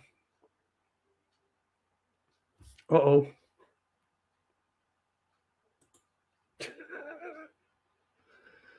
I think it's Jimmy. Hi, Jay. Are you there, Jimmy? I am. You can hear me okay? I can't hear him. And I really, really seriously can't hear him, but I will hear him in a minute, probably. Oh, okay. Jimmy, can you hear me yet? Can you not hear him? You could probably hear him because I can't. I've got the old laptops. The new ones needs to go back. Going to stick the comments on here. It is a fucking issue. I'm not sure if anybody can hear me or not. So done some research before I fucking bought it, but I didn't realise it would be a fucking that it'd just keep going off. If anybody's got a thing for that, who knows? It's a HP black screen thing. It just keeps happening. It's clear. Can you hear? We can't hear you. I can't hear you. Crabs. Are you there yet? I'm here. It looks like my audio is good. See, I can't hear him.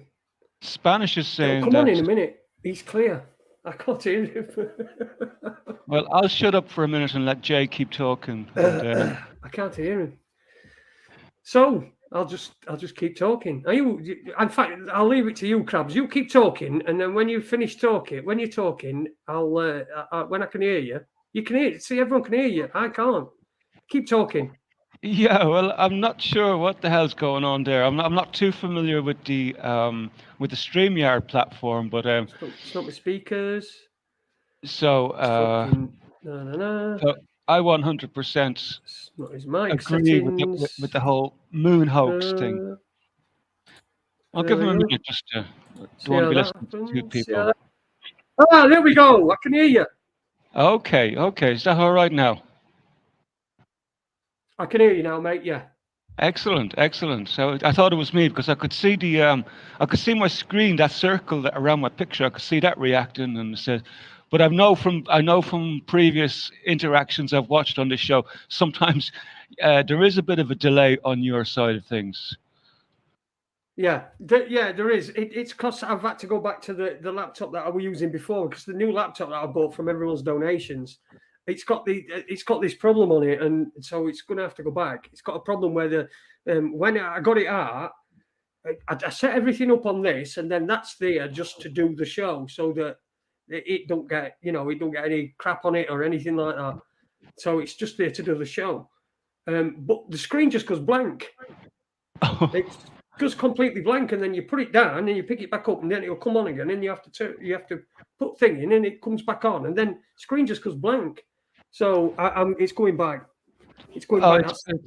It's probably something got to do with some form of sleep mechanism. It's probably set up in the BIOS or something, and probably deep down inside in the BIOS settings, maybe there's it puts it into a sleep mode or something. I don't know what it is, but it's not fucking good, is it? I mean, I bought a fucking laptop, and the cunt don't fucking work. Yeah, it's fine when it worked. It worked overnight. It just sometimes, most of the time, it don't work. I had to the first show I did with it, the new show, the first show that I'd had it went. The screen went black as soon as fucking it come on, so I had to change it, like it did tonight when I when I said, I don't know if you were watching, if anyone watching from beginning, But if you're watching from beginning, I had to go black because the screen just went completely blank. So I then unplugged it, took the other laptop, the laptop that I've got that's set the show up and everything, so that it's ready because I knew that it might happen again. So I don't know what it is. I don't know what it is. Oh, the joys of broadcasting and things going poo just before a show. Yeah, exactly. So what's going on your end then, mate? How are you? Oh, absolutely fucking marvelous, man. Marvelous. Life couldn't be. Life is great actually at the minute. I'm just getting kind of still busy here. I'm just getting things set up for this year's gardening expedition. You know, getting seedlings on the go. So I have a pile of seedlings already emerged, and we'll be. I need to get things going here, but I've been a bit lazy, Jason. You know, I'm only doing a couple of hours a day, and I should be doing a lot more. So, I'll try and give myself a kick up the hole and try to start getting into the form. But it's still too cold, Jay. You know, to actually face up into going outside and dig in, and it's wet as well too today. So I have an excuse anyway for sitting on my arse at the moment. Yeah. Well, it's fucking is cold at all. Fucking coming out of swimming, and you're today, and my fucking head, my hair's still wet, obviously, and your fucking head's fucking freezing cold. My hair's still wet, but I've got bits. Well, look, it's only half. It's only half as wet as. It's probably only half as wet my as head's what it wet could be. anyway. Denny's here. See if you can hear him, and see how long it is before I can. So you two just talk when he comes on. How you, Denny? Which he will do in a minute because I've clicked add. This is this laptop. Good evening. You see him. Good evening. How you, Denny? You all right? Evening. You all right, fucking Jimmy? Hello, Jason. Hello there, Russia FC. What are we talking about? Oh, sorry, Jimmy was just telling us about how we were talking about weather actually, which is Sorry, Jimmy. to do with two Irish geezers, isn't it? But you've got a bit of interesting weather on the way in over the next day or two, Jay. I think you've got some really nasty winds about to hit Cornwall, I believe. That's that little leg down at the bottom. Isn't that Cornwall? That little leg that comes out down the south west. Yeah. Yeah. Pretty nasty storm on the way coming in there now. Over the next couple of days. So. Oh, there we go. We've got the shipping forecast as well. What's it going to be like at fucking Dogger Bank? Isn't this an amazing channel? You get it all here. Yeah, fucking Dogger Bank. We're all going to meet up at Dogger Bank. That's where we're going to meet, isn't it? For Raconteurs meet. But I remember back to the moon stuff, right? And I remember there's this mad scientist that I do listen to. Like he's a physicist, James McCanny. I've been listening to him now for about maybe 22 years. And I remember a show of his years ago, and he was explaining like how he was recalling how the Russians had sent a manned mission to the moon. To the moon. And but what they found out by the time all the cosmonauts got back, they were dead. They had all died from radiation sickness of some sort. Now, I could never find a verification on that, but I kind of trust this mechanic guy because he does have some interest in Russian connections with science and stuff like that. So I didn't disbelieve him, like, but what I believe about the moon is, or about our atmosphere and about the Van Allen belts. It's impossible to get through them, like especially with the technology that they had in the 60s. And there was a great takedown done of the lunar lander and all that stuff. And if you're looking at the pictures of the lunar lander, it looks like it was put together with pieces of paper. But have you ever seen those?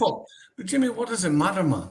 Oh, come on! We're talking, aren't we? What does it matter? We're talking. That's what people don't want to listen to us going. Yeah, well, it's fucking wank this. No, this. Right. It does look like shit, doesn't it? It does. He's got a point. It does, yeah.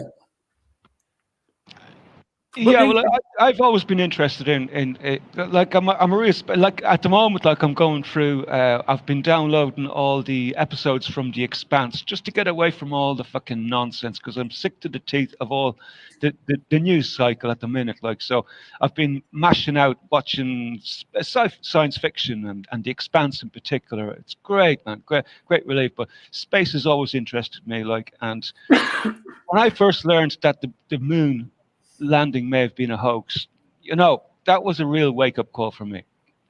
Definitely, that things that we thought were real and fact may not be quite so true after all.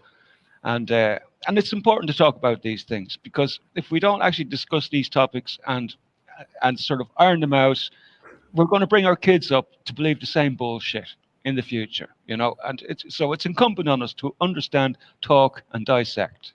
That's so that's the point. That's the point. If you're interested in that sort of thing, Jimmy, there is a film. I'm struggling to fucking remember its name, but it's about the real first man in space. I don't know if you've seen it. But the guy was the guy who was originally the first man in space was. This is according to this film. I have no idea. Was it Yuri Gagarin? Was it? It wasn't. No, it weren't Yuri Gagarin. It was Vladimir Ilyushin. You know, you know of the Ilyushin the aircraft. They make jets. The Ilyushin. He was the first guy that went in one of the fucking things, went into space, and then crash landed in China, and they held him in China for a number of years because Russia and China were fucking at war at that time. And he landed on the border in China, and Chinese got hold of him, made him better, he were in hospital in China. They looked after him and everything. But the Russians didn't say that they got a man in space until Gagarin because he'd failed, essentially, because he'd landed in China. Is it a film, Jason? Yeah, it's a film. I can't remember what it's called. If somebody knows this... I'd love to. It's called... oh, God, it's fucking... Somebody in chat might know. I'll find out. You talk amongst yourself. His name's Vladimir Ilyushin. I never heard. Do you hear of it, Jimmy? No, I didn't actually. And but I'm going to look it up though, for sure. Yeah, definitely. Yeah, Vladimir Ilyushin is an aircraft pilot. The real first man in space, Vladimir Ilyushin. It's on IMDb, but that wasn't the real first one. Let's see if that's the film that I saw. Profiling the real first man in space who could not be presented to the world by the former Soviet Union as the returning conquering hero due to the fact that he crash landed and was seriously injured, resulting in the story being covered up for years. Yeah, he landed in China. Now, I don't know if that's the one that I've seen, but that's obviously one of them. How old is it, Jason? It's from 90s, I think. Well, I personally think it's the monkeys that are running the whole thing because, technically speaking, it was the monkeys got to space first, and perhaps they're mind controlling people, and they'll just let us think that we make all this wonderful technology. Was it a monkey or was it a dog that was the first in space? It were a dog, weren't it? Was it a dog? What was the name of the dog? What was the name of the fucking dog? Oh, fucking hell, we were called fucking Spot or something, weren't it? No, we were called Vladimir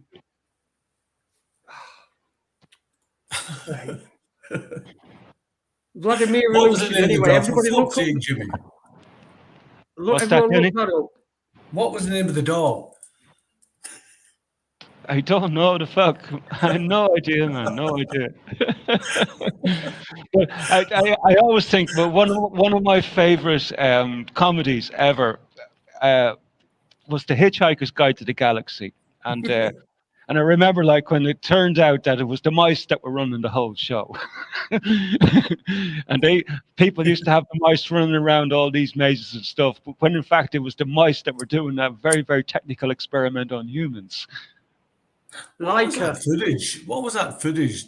somebody went up to the moon or something, and the mice were running about. Yeah. What was that? I fucking forgot. I don't know. Laika was the name of the dog anyway. Laika was the first dog in space. Thank you. Are you talking about that footage from the space station where some astute person seen a mouse running around on? Yeah, that's it, Jimmy. What was that? I forget now. That was the International Space Station. I think that was from one of the live cams on the space station. Yeah, and there was mice running about. Yeah, but at the end of the day, it's hard to know what to trust these days. Especially with some of the high tech software that people have at their hands on. It's so very, very hard to know what's real, what's not real. And I tend to think impossible. Even if you've seen it with your own eyes, it's impossible to judge what's real and what's not real. Unless something's really up close and you're having some actual physical contact with it. I mean, what the fuck do we know is real? Are you not real? Am I fucking real? Is this real? I don't know about you two, but I'm fucking stoned. See, that's real. What? Oh, Jimmy, you still off the beer, mate? Oh yeah, still off it, man. Having a cup of tea here at the moment, and do you know what? It's a great buzz, and I think one of the biggest trade-offs that I got, one of the best things about being off the beer is that I can dream properly again. I haven't had proper dreams in donkey's years, but since I give up the booze now, I look forward to actually going to sleep now and seeing what'll turn. Not every night I dream, but like when I do dream now, they're really, really vivid and clear. And do you know what? It's actually well worth it. Fair play to you, Jimmy. What about you, Jason? You've been off it for a while now as well, haven't you? Can't hear you, Jay. Sorry, mate. July last time I had a drink. And what's your positives about it, Jason? Everything. There ain't no negatives. There ain't any negatives. It's just positives. Everything's positive. You feel better. You've got more, money. You've got more of your fucking brain to work. You're not killing fucking billions of brain cells every day. And I weren't enjoying it. I weren't even enjoying it. I was just doing it. So stopping weren't that hard. It's not a fucking battle, like I said to Annie. It's not a battle, is it? You've not found it a battle, have you, Jimmy? No, not at all. It was like one day I switched it off and that was it. And yeah, I can probably count on two hands now the amount of times that I've thought about having a drink, and it was just a brief thought that came into the head, and said, nah. And it's too easy, Jay. Much too easy. Yeah. Well, look, I did. One time I just thought, I think we're around Christmas.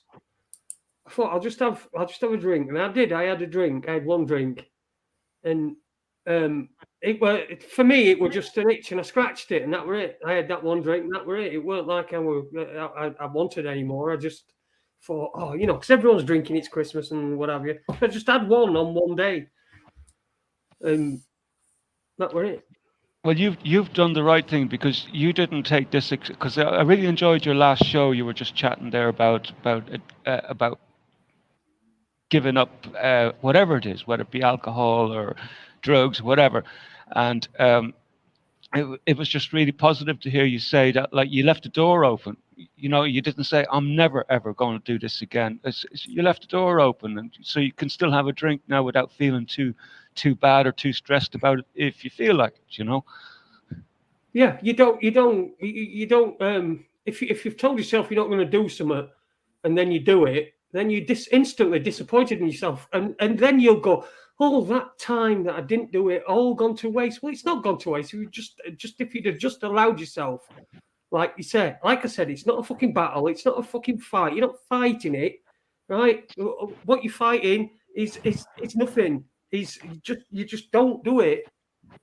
and you treat it like that as not a battle, and it isn't a battle for me. I don't think to be saying, right, I've got to get through this day or that day or another day. And when stressful things happen to me, I've had a bad day today. I could have easily picked up a drink. I didn't even think about it.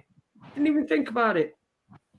And there's vodka in the house. That's the thing, is there's vodka in this house. And it could have been so, but it's not even a battle, because it's not a battle. It's not a fight. It's not me against it. It's part of who I were, which I'm trying to change. That's it. Simple. Sorry, I know I don't want to make it sound like it's. I don't want to. No, it's not at all, Jay, because what you're saying is very, very correct. If you try to put too much pressure on yourself, you're kind of setting yourself up for a failure, because the first time that you fall over and trip and go and have break your promise to yourself, that's it. Like, you're like kicking yourself up the hole, and you've really set yourself up like for disappointment by putting too many lines in the sand and say, right, I'm not going to pass this line, and instead of just leaving it open, just in case, at least then you don't get that psychological hit. I still have a piece of paper sitting here. I wish I could show you on the cam with the last time I tried to give up drink, which was about a year ago. And I was, do you know the way when you're in prison, right? And you've got a bit of chalk and you're marking the days off. I got to 21. Well, I said I did a similar thing on last. I showed you. I didn't show it because there's some sensitive information on there. But I got little lines, and every week, because I did it when I come upstairs to do a show on a Tuesday, so I put my line down. Jimmy. And then Jimmy, I did it for you 4 were in days, prison. and I thought, what's the point of this? Yeah, go on, Danny. Jimmy, you were in prison, mate. So what? Yeah, but you weren't drinking in there. I didn't have a piece of chalk either to mark the days. Didn't even have a fucking pencil. You can always trust Dinny, can't you, to hark back to happier times. You Honest were to in God. prison, Jimmy. Fucking hell. For fuck's sake. Fucking hell. Yeah, and I had a great time in there. I enjoyed myself in there, because it was probably one of the first times I'd eaten properly in years. And how long were you in for, Jimmy? Just a month. Oh, for fuck's sake. Yeah, you can't argue. It was just a bit of a holiday, then. Holiday. Paid holiday, innit? Yeah, free meals, room and board. Plenty of food was shite. I'll tell you what, back at that time, I wasn't eating very, very well, and that food was like was like a palace meal, to be honest. Like, compared to because I was really drinking heavy back then, Well, and what were you drinking, Jimmy? By the way. Oh, any old shite at all, any old shite you could, but mostly Polish shite, because they make kind of nice beers, but they're strong enough. Some of them can be up to 5.5% and stuff, but it's too strong. It's too much, and it just wears you down. I found in latter years now, the drink in general has just been wearing me down, and I couldn't drink anything less than 5% because it just wasn't doing the job, and it just became a pointless exercise. Oh, well, Jimmy, fair play to you, mate, Fair play to you. Fair play to you. Listen, I've got this. I don't want anybody to read anything into this, but I've just found a fucking number. I know it's a bit of a mess in here because I've got this. I've been reorganizing, but it takes me weeks to do it. Well, there's like little bits of stuff everywhere, and there's a number. There's a number from a clock thing that I got. When I made that clock, well, it come with some numbers that I didn't put on. I painted them on my stand. So, and I've just found one at numbers, and it's the only number I've got that I can see anywhere.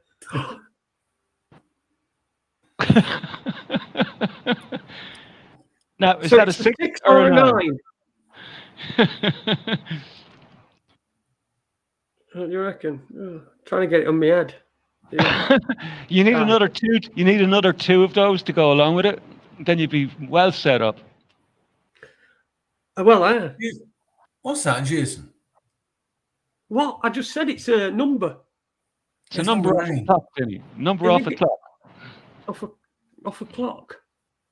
Off the clock just fell off. No, it just fucking think that would be creepy, though, wouldn't it? Especially since I fucking painted them on. So what did you do, Jay? Did you just cancel 6 o'clock off out of your life completely? You weaned yourself off 6 o'clocks. How did you do it, man? You see, you think the 6 has got control of you. Well, you've got to control the 6. Oh, yeah. The 6 or a 9. I don't know. It's weird, that, isn't it? It does, yeah. It is. No, but good job 6 didn't fall off that because it's fucking painted on. Now, that would be weird. I must do something about my clock here. It's been stuck on 7 o'clock now for about 7 or 8 months. You know something? I don't have in my house a clock. Yeah, like you a won't fucking find a clock in casino. this house. Well, I suppose the clock is kind of like the ultimate symbolism of our slavery, really, because I think back in time, the original clocks would have been in the town centre, and then at a particular time, the bells would ring, and all the slaves would come to town to do their daily chores. No, not for that. I just never had a clock in the house. Talking about clocks, yeah, Ron. Yeah, anybody knows about Ron? He was clock mad. Hey, what? Well, we're looking for Ron. If anybody's seen him, if anybody spots him in chat room, tell us, because we're looking. He's been missing for a bit, missing in action, old Ron. So I hope he's all right, and he's just got fucking fed up on us. That's the case. There, Russia FC. You don't know about him, do you, Din? No, you know him nothing. No. Yeah, but he is clock mad. Absolutely clock mad. Yeah. Yes. And I've just found a number off a clock with a 6 on it. What does that say about Ron? He's fucking clock mad. He's. And does Ron appear live on the, or does he just be in the chat? He's usually in chat, but he has been on once or twice. And he used to have lots of clocks. But I think he's sort of he started gearing them up. He's taxi driver from London, or he used to be a taxi driver in London. All right. Yeah, but he used to have like loads of clocks, and I think he just sort of like he started weaning himself off them until because he'd be on sometimes, and quarter hour would come up, and they'd all fucking go clang chime wang wing. That was the other lad, Jason. Were it? Oh, it weren't Ron, were it? We were expecting it at Ron, weren't we? Were we expecting it at Ron's, but it didn't happen? Ron's used to ring every 15 minutes. We're doing it 1 clock. The other lad had 10 clocks. Who was that? How many fucking clock people have we had on here? I don't fucking know. They're all fucking clonkers. Clocks. Oh, yeah, I didn't realise we'd had more than 1 clock enthusiast. If you're a clock enthusiast, then you would like a number 6. I haven't got a clock in my house. Come on, Din, tell the truth now, because I know I only have one timekeeping clock, but I've got thousands of other types of clocks. You know the ones with 6 legs? 6 legs? Yeah, you know those clocks? Oh, those big fuckers. The Beatles. That's yeah. Yeah, no, that's another rabbit hole. We don't want to go down there. But Jesus, no fucking Jesus Christ. Who gives a fuck about them? Jason, hey, I tell you what, though, they never wrote their own fucking records. You made shitloads of fucking money. I seen an interesting you know that guy Dellingpole, Jason? Yeah. Yeah, I seen Mark Devlin was on with him there. I think it was last week. So it was the first time I'd seen Mark Devlin speaking about. I never even really knew about him before. But he seemed interesting enough, actually, and he didn't seem quite as Looney Tunes as say David Icke, But it was kind of not a bad interview. Mark with James Devlin's been on this Cameron. show a couple of times. Are you serious? Yeah, I didn't realise. Yeah, Could yeah. you ask him back on, Jason, no? Hey, Ask him back on, eh? I might do. If I just don't want to fucking get like. If I'm going to talk to him, I want him to be able to talk. I don't want him to have to fucking stick to the consensus. Sometimes certain topics get just milked to death, and there's only so it's like the whole thing about the coup at the moment now. It's just the same people over and over again, and there's nothing new. It's just talking over what we already know, what most of us already know, and most of us are already there past that point. We don't want to hear about it anymore. What's new is well, that's what I want to hear. What's fucking new?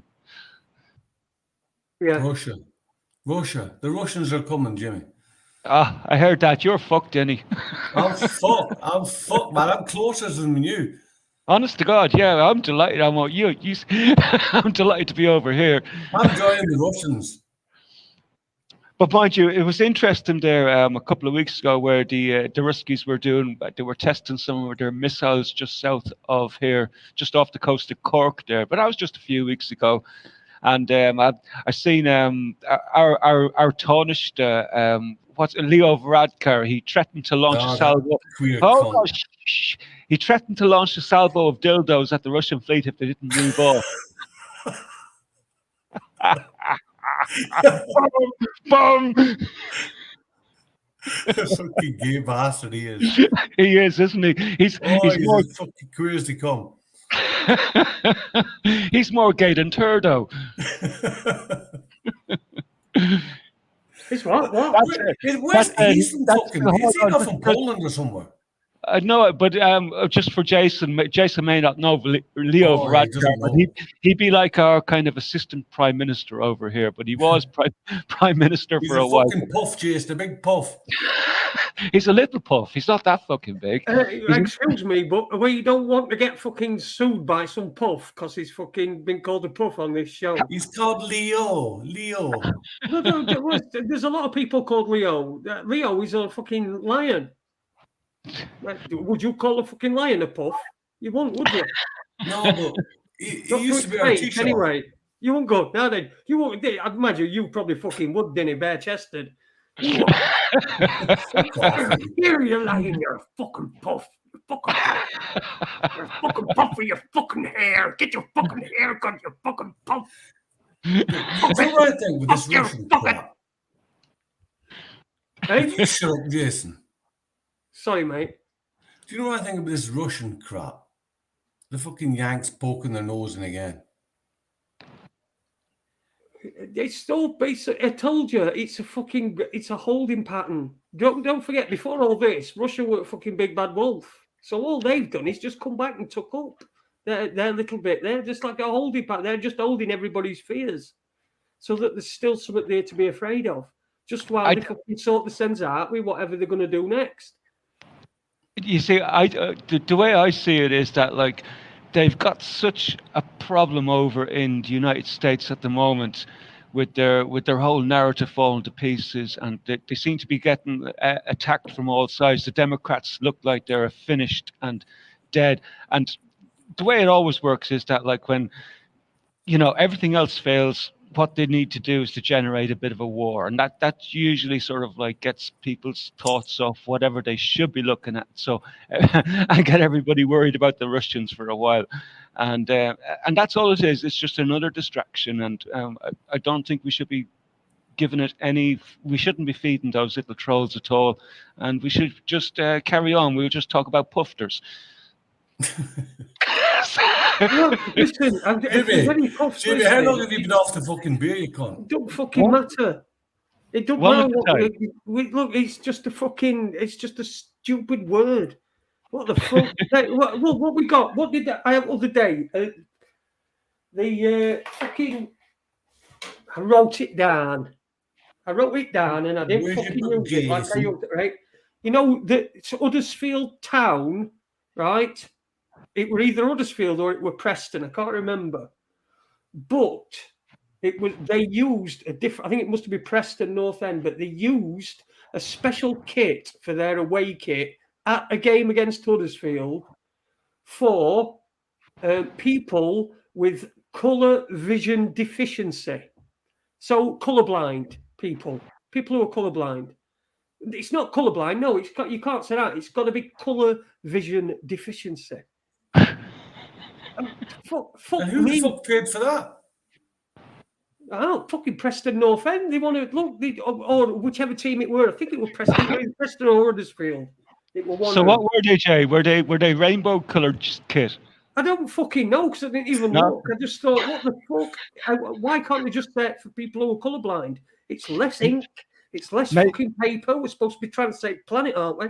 It's less. So come here. Were all the little advertising signs done in Braille? I don't know. No, why would you need Braille anyway for colour blindness?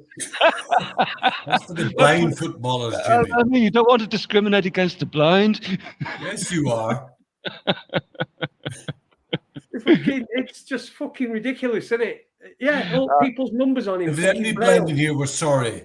Yeah, I apologise for Raconteurs News. For all the blind people, we're sorry. We're not saying no wrong about you. We're not saying no wrong about you. We're talking about every fucker else. Aren't we? We're talking about everyone else. You can't just, can't. When I say, what can we fucking say? Russia, it's the new Hitler, says fucking Resi Tuber.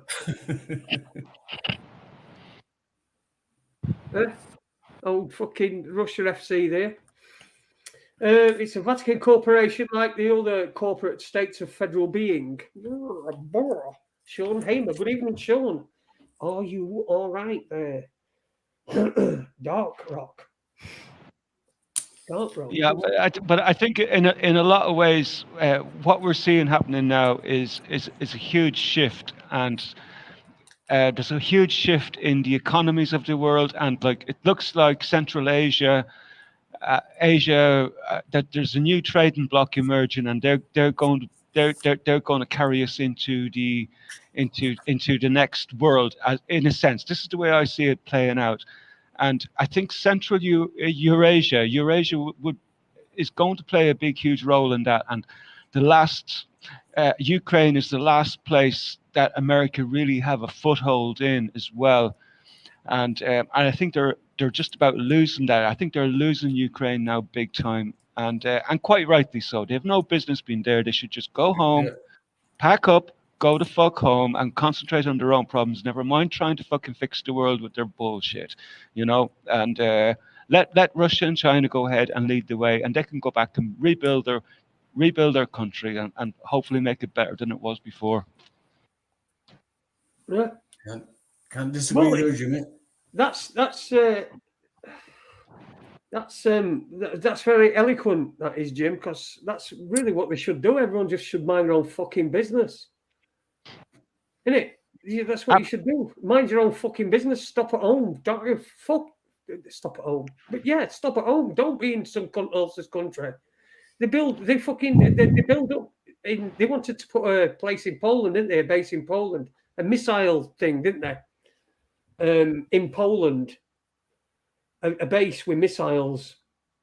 NATO. But it's under the banner, of NATO. But are Poland not in NATO? I thought Poland were in NATO.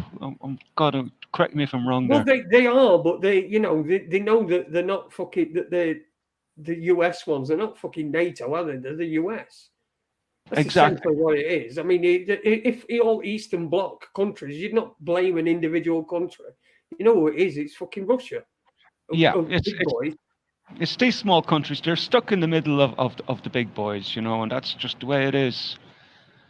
They're pawns on the chessboard.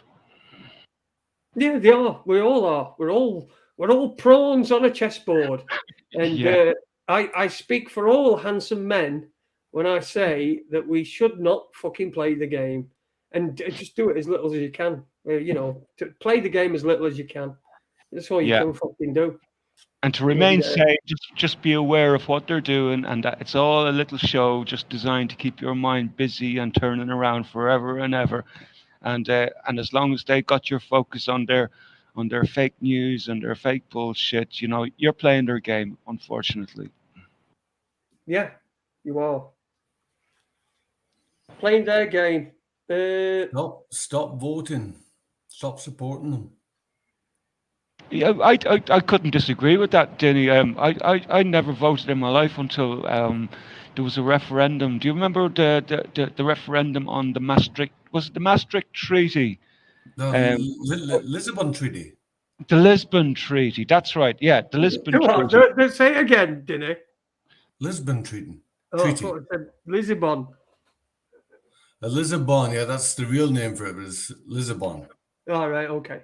Sorry. Will you stop taking the piss out of me, Jason? I'm stoned. We'll do some fucking make sure that the uni's on here if you don't. Anyway, Jimmy, yeah, the Lisbon Treaty. Yeah, well, that was a total disaster for our country, and it should have been a wake-up call that, like, Europe is not our friend at all. I firmly believe we should have left Europe with England, with our brothers and sisters over there, arm in arm, the way we should be. You know, we're one fucking people at the end of the fucking day. I know we might take the piss out of each other, and I might say, oh, the fucking Brits, wait, you fucking done this. But look, at the end of the day, we're one fucking people, and we've been divided. It's the cunts in Rome which have us divided for nearly 1,000 years now. You know? Yeah. And we should be fucking doing everything together instead of just division. You know? We were set on each other by Rome. And that's why we have the problems we have today. Yeah, we were totally ignored with that vote. Yeah, absolutely. Totally ignored. I must say, what's he called? Nigel Farage. I remember him stand up and the European fucking house, whatever they call it. They all wore these T-shirts. Do you remember? I do. Yeah. I have good time for Farage. He calls it like it is, you know. We're robbed. Well, don't forget, they made the Irish vote again. Another fucking con. Well, that's what I'm saying. What they done basically, Denny, was they turned around and says, "Oh, the Irish people are too stupid to understand what's in the fucking treaty." That's what they basically told the Irish people. These are too. Then they fucking threatened the fucking farmers, Jimmy. Do you remember? Do you remember that? They threatened all the fucking farmers, mate. Your uncles are all farmers. They were threatened if they didn't if they left the European Union, they would take all this off them and that off them. Yeah, well, look, I firmly believe the EU is going to collapse, and it's not going to be too far down the road, because when America finally faces the fact that it has to get the fuck out of Europe and stop with all the bullshit, then that leaves Europe in limbo. I think Europe will collapse then. I'll tell you the truth. Does it really matter? I think it does matter. Does it really matter? Well, I think it does, because the breakup of the EU will be a momentous moment for all European countries. Because I'd love to see it. Don't get me wrong. Maybe you will. I'd love to see it. Yeah, and it's not like I'm anti some form of collective with the European Union. Like, I mean, originally I think the EEC was a good idea as a trading bloc together. I think that was, but there was no need for this overriding bureaucracy and this centralization of power to non-elected representatives. That's what happened, though, isn't it? I mean, that's what happened. Is the banks and the money took over the politics so that they could get what they wanted. Absolutely. So they were always going to do that, because you've got the European Economic Community, and then they're thinking, right, well, we've got this trading bloc. Now we've got all this fucking power. Let's put everybody under fucking same umbrella. But they didn't have much power, though, at that stage, because every individual country was still a sovereign trading bloc. The only thing that was relaxed was the means of doing business. So countries could trade with each other without like extreme tariffs and things like that, which was essentially really, really good for business. Yeah. At that stage, there was no power structure as such. No. But what I'm saying is that, but then business got into politics. So but there's no fucking doubt that business is what runs politics. I understand what you're saying. Yeah. So the business part then thought, well, we're in politics now. Let's get into politics, and we can take over the whole of fucking Europe, because you know what fucking these people that are in these jobs, you know what leeches they are. They'll fucking grab onto sell the fucking grandmother. So it's pretty fucking it's pretty easy to see how it evolved into that when you look at how politics evolved and how business entered politics, so that there's never an outcome that's it's always, it might be a surprise, but it's always a fixed one. It might surprise you, like everyone's surprised by Brexit, but we know that's got to have been the plan, because they wouldn't have let it happen otherwise. And there was, you know, and we talk about there's no fucking way they would have got away with it, or they would have got away with it. They've just got away with locking everyone up for 2 years. So they're fucking gonna get away with it. And I don't know where I was going with that, but it's fucking. Well, was that thing about locking people up for the 2 years, was that actually a distraction, or was that a method to try and control the financial collapse which is coming? Like, I tend to lean towards the idea that like it was a way of controlling economies and the expenditure, and just to make it to give it a more controlled collapse, perhaps. Because people weren't spending like they used to. The businesses are gone out, so the actual business, the small business structure is completely shot now by the looks of things. You know, like I don't know how many businesses we've lost like since in the last 2 years, but it must be through the roof. I have not seen any great data on the numbers. Yeah, and yet you've got a population that this is all happening and playing out in front of us, and this is all happening. And yet we've got a population of people that are under some sort of fucking spell, that they just can't see anything, or they won't. They're ignorant. Jason, maybe they don't want to see it. That's what I mean. They won't. If you don't want to see it, you won't. If you know it's there and you don't want to fucking look, it's like how else. Anyone, it's gets to a point where you have to be kidding yourself if you don't fucking know there's something not right.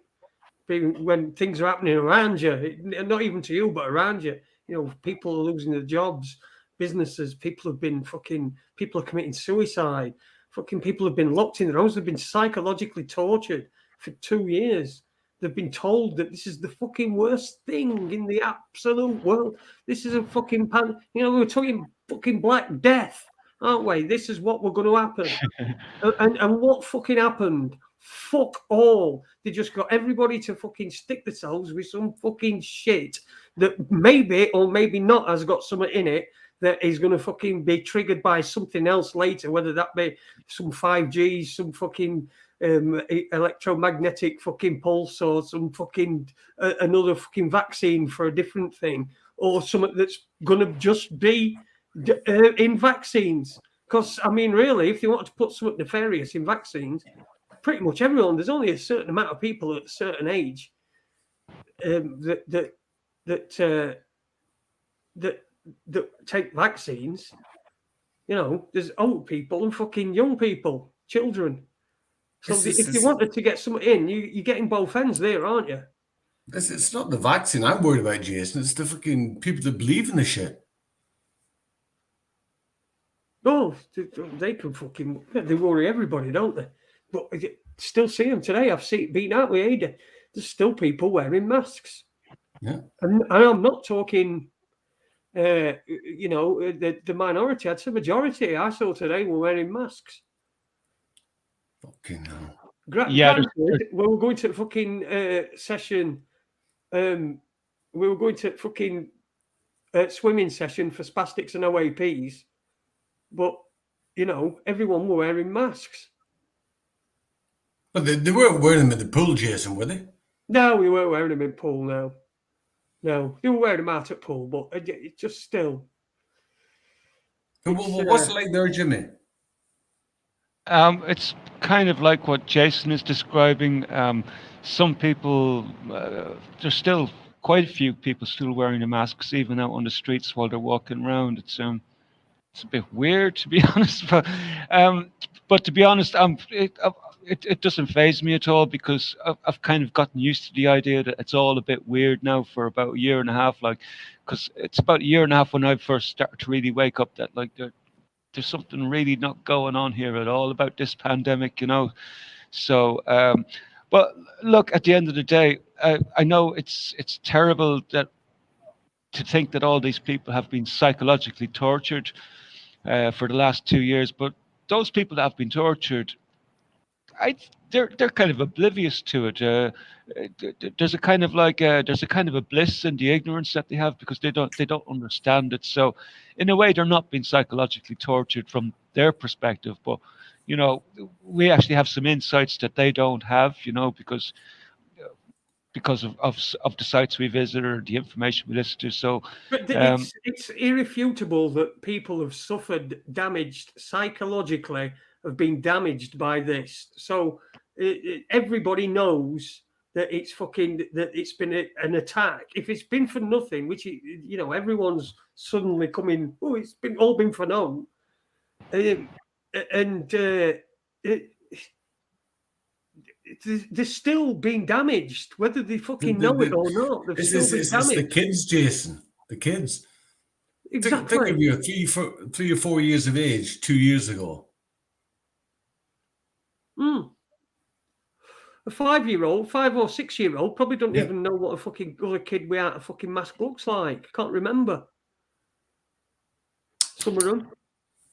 Yeah, I think I seen some doctor that was giving out some pretty crazy numbers on the amount of children coming in, like with speech impediments now, and it's probably something to watch out for in the coming years.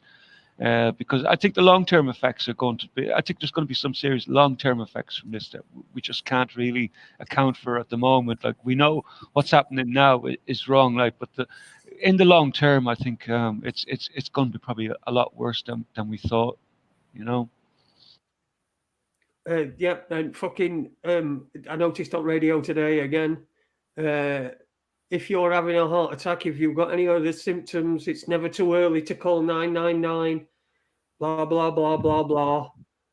And you know, I'm thinking, well, they clearly either the fucking just got loads of fucking money left and they need to spend it before end of financial year, or the fucking they're trying to get us ready for that, and make an excuse.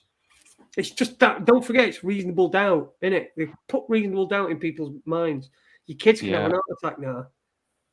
Well, I think I'm still watching what's going on with the kids myself. Like, you know, while I'm not focused on Coof anymore, but I'm still following what's going on with the kids. And I think 3 kids that I've counted last week in the last 7 or 8 days alone over in the States dropped with heart attacks. 2 of them dead. 1 is still in hospital during basketball games in the States. So I think this is going to this can only get worse, you know. Well, Jimmy, where do you think all these heart attacks are coming from? It's the spike protein, because once it gets into the vascular system, it works its way around to the heart. There's this casing around the heart, and the spike protein gets in there and causes scarring, and it's the scarring which weakens the heart, basically. So these little spikes are drilling into the sides of the vessels that are lining the vascular system. So it's you know. I don't think we understand entirely yet exactly what's in these jabs, and Jimmy, there's no proof of that, mate. No, it's a possibility, though. He didn't say. Yeah. No, I'm not. Do you know what I mean?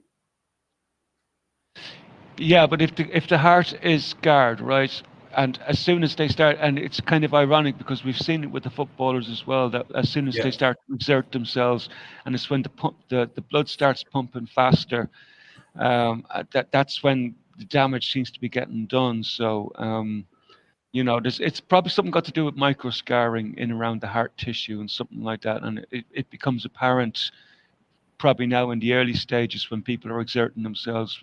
I just wonder what the long terms are. Is it going to get? Are they going to just start dropping in their sleep from heart attacks next in about a year or two? God only knows. It doesn't bear thinking about really, but you know. No, I know it did. I know it used to happen before because it happened to me. I had a heart attack playing football when I was 27. So I know it does happen. But the chance. I mean, how many can you think of before all this stuff started? And now it's every week somebody, and it's every week there's a game stopped because there's a medical emergency in crowd. Well, I mean, that's a new normal, isn't it? Game stops because somebody's in crowds. When did that happen? I remember one time, but I saw a bloke. I was in South Stand at Hillsborough, and there were a bloke on cop, and everyone was shouting to stewards to come and run up, come. And St John's and all stewards started running up to cops, so everyone was like had their eyes attention on it. And then you saw when they brought him down, they'd put him in a chair thing, and they were carrying him down, and he'd pissed himself. It was clear he was dead, but game carried on. You know, I mean, that's one time in all the years that I've watched football, the one time, and game carried on. I mean, when it's just become like a normal thing to stop games because there's someone in crowds ill. I mean, someone died the other week, didn't there? I wouldn't have been a huge football follower, but I've followed enough football to know that I have never seen it before.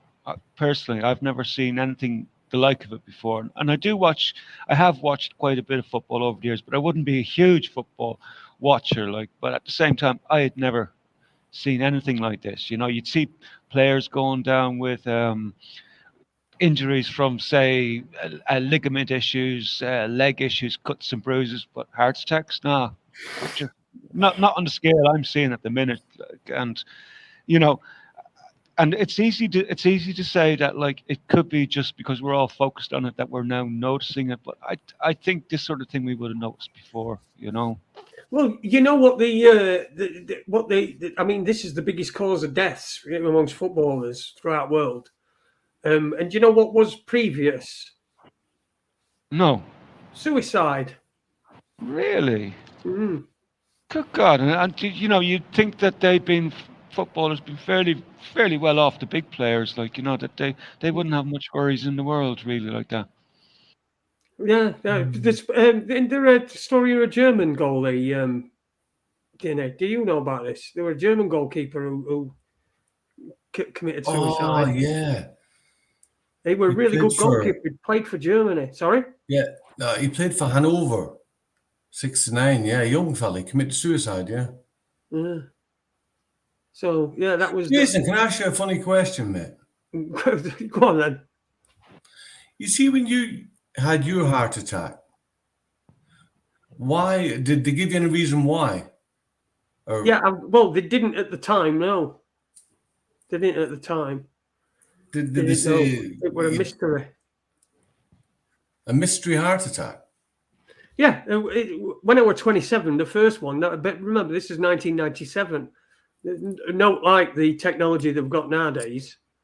They didn't. I didn't get diagnosed. I've got a condition, antiphospholipid syndrome, and I weren't diagnosed with that till 2012.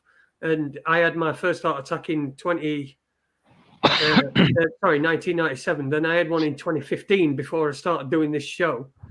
All due to that. So, but I looked at it because I obviously when you're diagnosed with something like that, and this is what cost me my leg. When you're diagnosed with something like that, you look it up and you look at all sorts of stuff, and I saw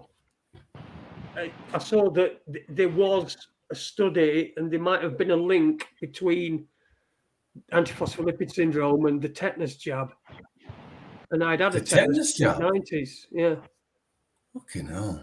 So that's I don't know, but that's what the reason why I've been given. So that's why I've lost a leg and had a couple of heart attacks. But yeah, so it's Was Jason? I hope you don't mind talking about it, but was there with the leg? Was it something got to do with clots as well? Would the clots play a factor in the loss of the leg?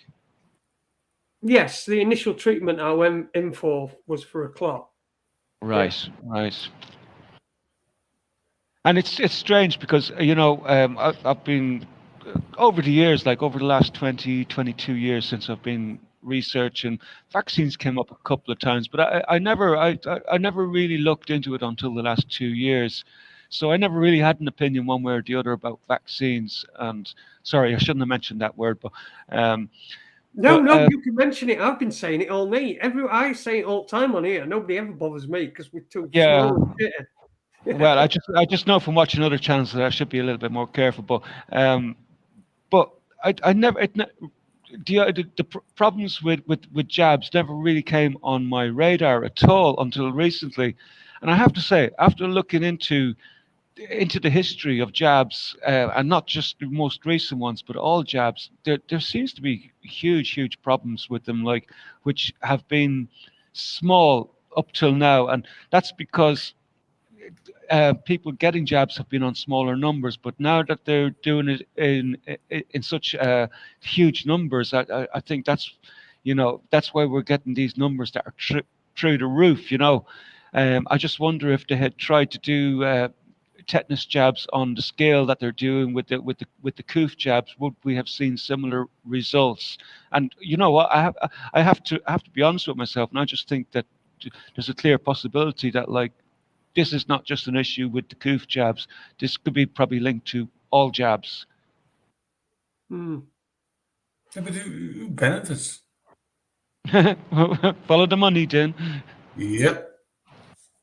Yeah, well, the pharmaceutical companies benefit. The more you see, the more and more crap they're putting in, you just don't know what. It's just the right cocktail, but it's just all about the money. It don't fucking make a blind bit of difference. Their kids won't be fucking taking all that shit. You can bet your ass. No, do you ever notice all these politicians, all the politicians, they're behind everything. Remember Tony Blair wouldn't answer when he was asked if his children were vaccinated when they were talking, when they were that inquiry into MMR right back in day. And Tony Blair wouldn't answer when he asked if his kids were vaccinated because he had a kid while he was in office, didn't he? So he asked if his kids were vaccinated, and he wouldn't answer. Yeah, well, that's that a non-answer, as you know yourself, Jay, is an answer by definition. Like a non-answer is what they call an agreement. Yeah. That he's probably agreeing that they didn't have their jabs. Tacit agreement. Yeah. Well, what is called a politician never lies, but he never tells the truth. Yeah, but at the end of the day, this goes back to what what was outlined in the Hitchhikers, and this holds true in my eyes, that, like, the job of the president or any of these politicians is not to wield power, but to draw attention away from power. So, while everybody's shouting and moaning at politicians, it's not them at all. They're just a distraction, and the real perpetrators are always in the shadows, and can never be held accountable. Yeah, you're right. They're not accountable because they're never held accountable. The fucking puppets, whatever they said, should just be fucking dismissed. It's like anything at all. It's all fucking so sterile. There's no character in anything at all now. Nothing.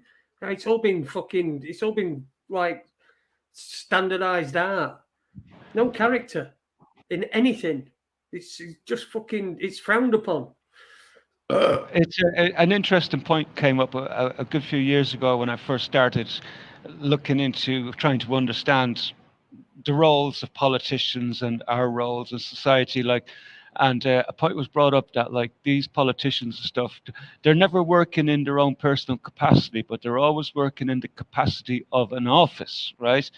And the reason why that they never get held liable is because they have this protection because they're not acting as themselves personally, but as the office. I don't know, does it ever come up on your radar, Jay?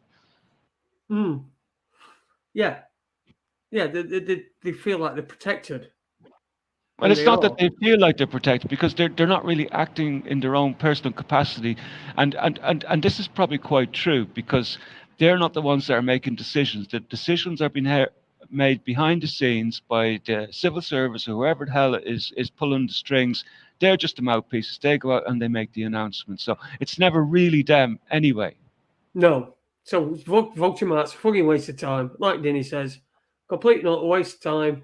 Fuck them. They can all fuck off and die. Yeah. Yeah. Even a political editor, Jason Holmes. You can all fuck off and die. You politicians.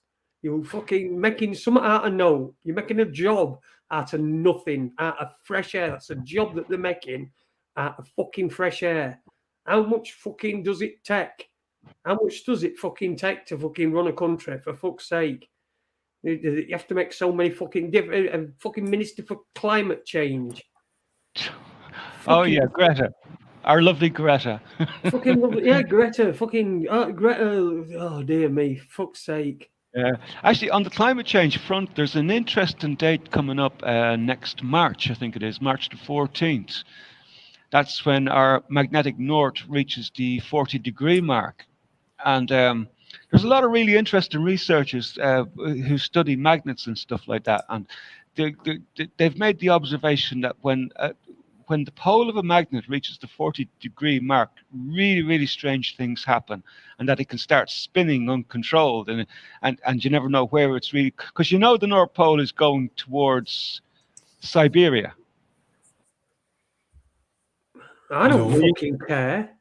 No, but oh right. So you're probably not aware of that, are you? That because like I don't believe in global warming myself, but I do believe in the climate change because there is something strange going on with our poles, and the North Pole has been drifting and has been drifting for a very, very long time. It's been moving from the north location where it was over Greenland. I think it was over Greenland, and it's going to finish up in around Siberia. Now, the interesting thing that happens around the poles is that the ice follows the magnetic north and the south. So you know the way they keep going on about how the ice is melting, the ice is melting. It's true, it's melting where the pole used to be, but it's actually building towards Siberia, right? So there is a climate change going on, but it's not what we're being told. Jimmy. What? Where will the penguins end up? Up my fucking hole. I'll fucking eat the cunts. Get hungry, you know? Is it getting colder, Jason?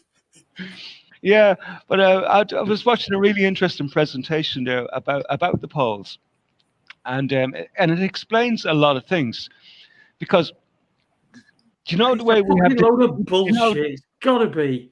But no, do you know the way we have temperature bands that surround the Earth, right?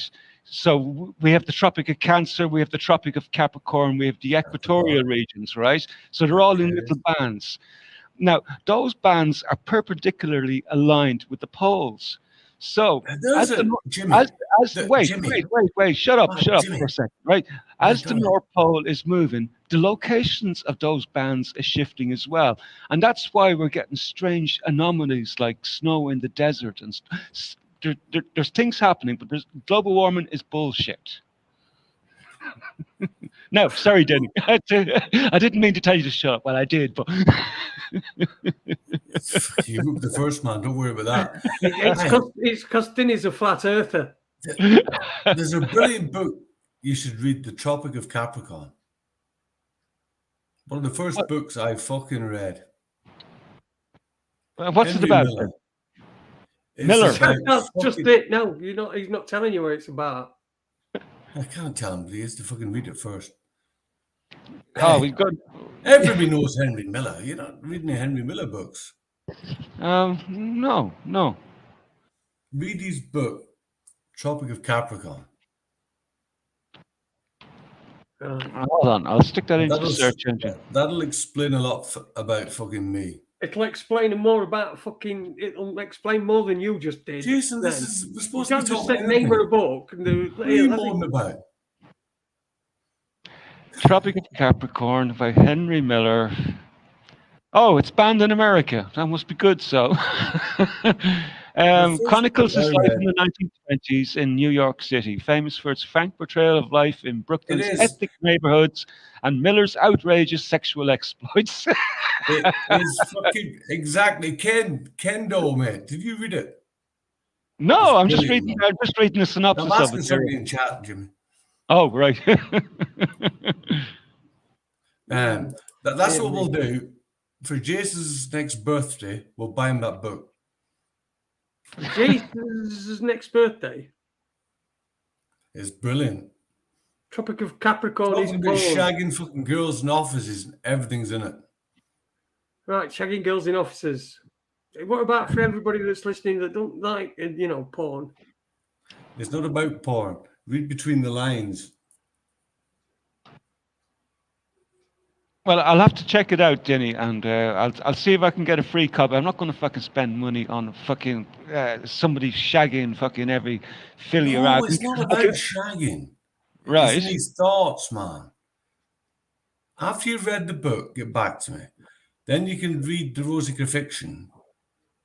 Right. Okay. I hope it's not like The Naked Lunch, because that was too fucking far out there. Right, I'm gonna go because this is just fucking getting. Well, we've fucking started off. I don't know where, but we ended up at the Oprah fucking book club. Anyway, thanks for inviting us on, Jay. Jenny, good to meet you again, brother. We'll chat to you soon. Okay, Jimmy, Jason. Chat. Cheers, Jim. Cheers, Din. Take care. Don't forget to click the fucking button this time. I will in a minute. I'm just going to set her out to everybody, and I can't just fuck off, can I? We're going to set her out to everyone. Thanks for watching. I shall see you on Friday, and enjoy your week. Take it easy. Take care now. Bye then.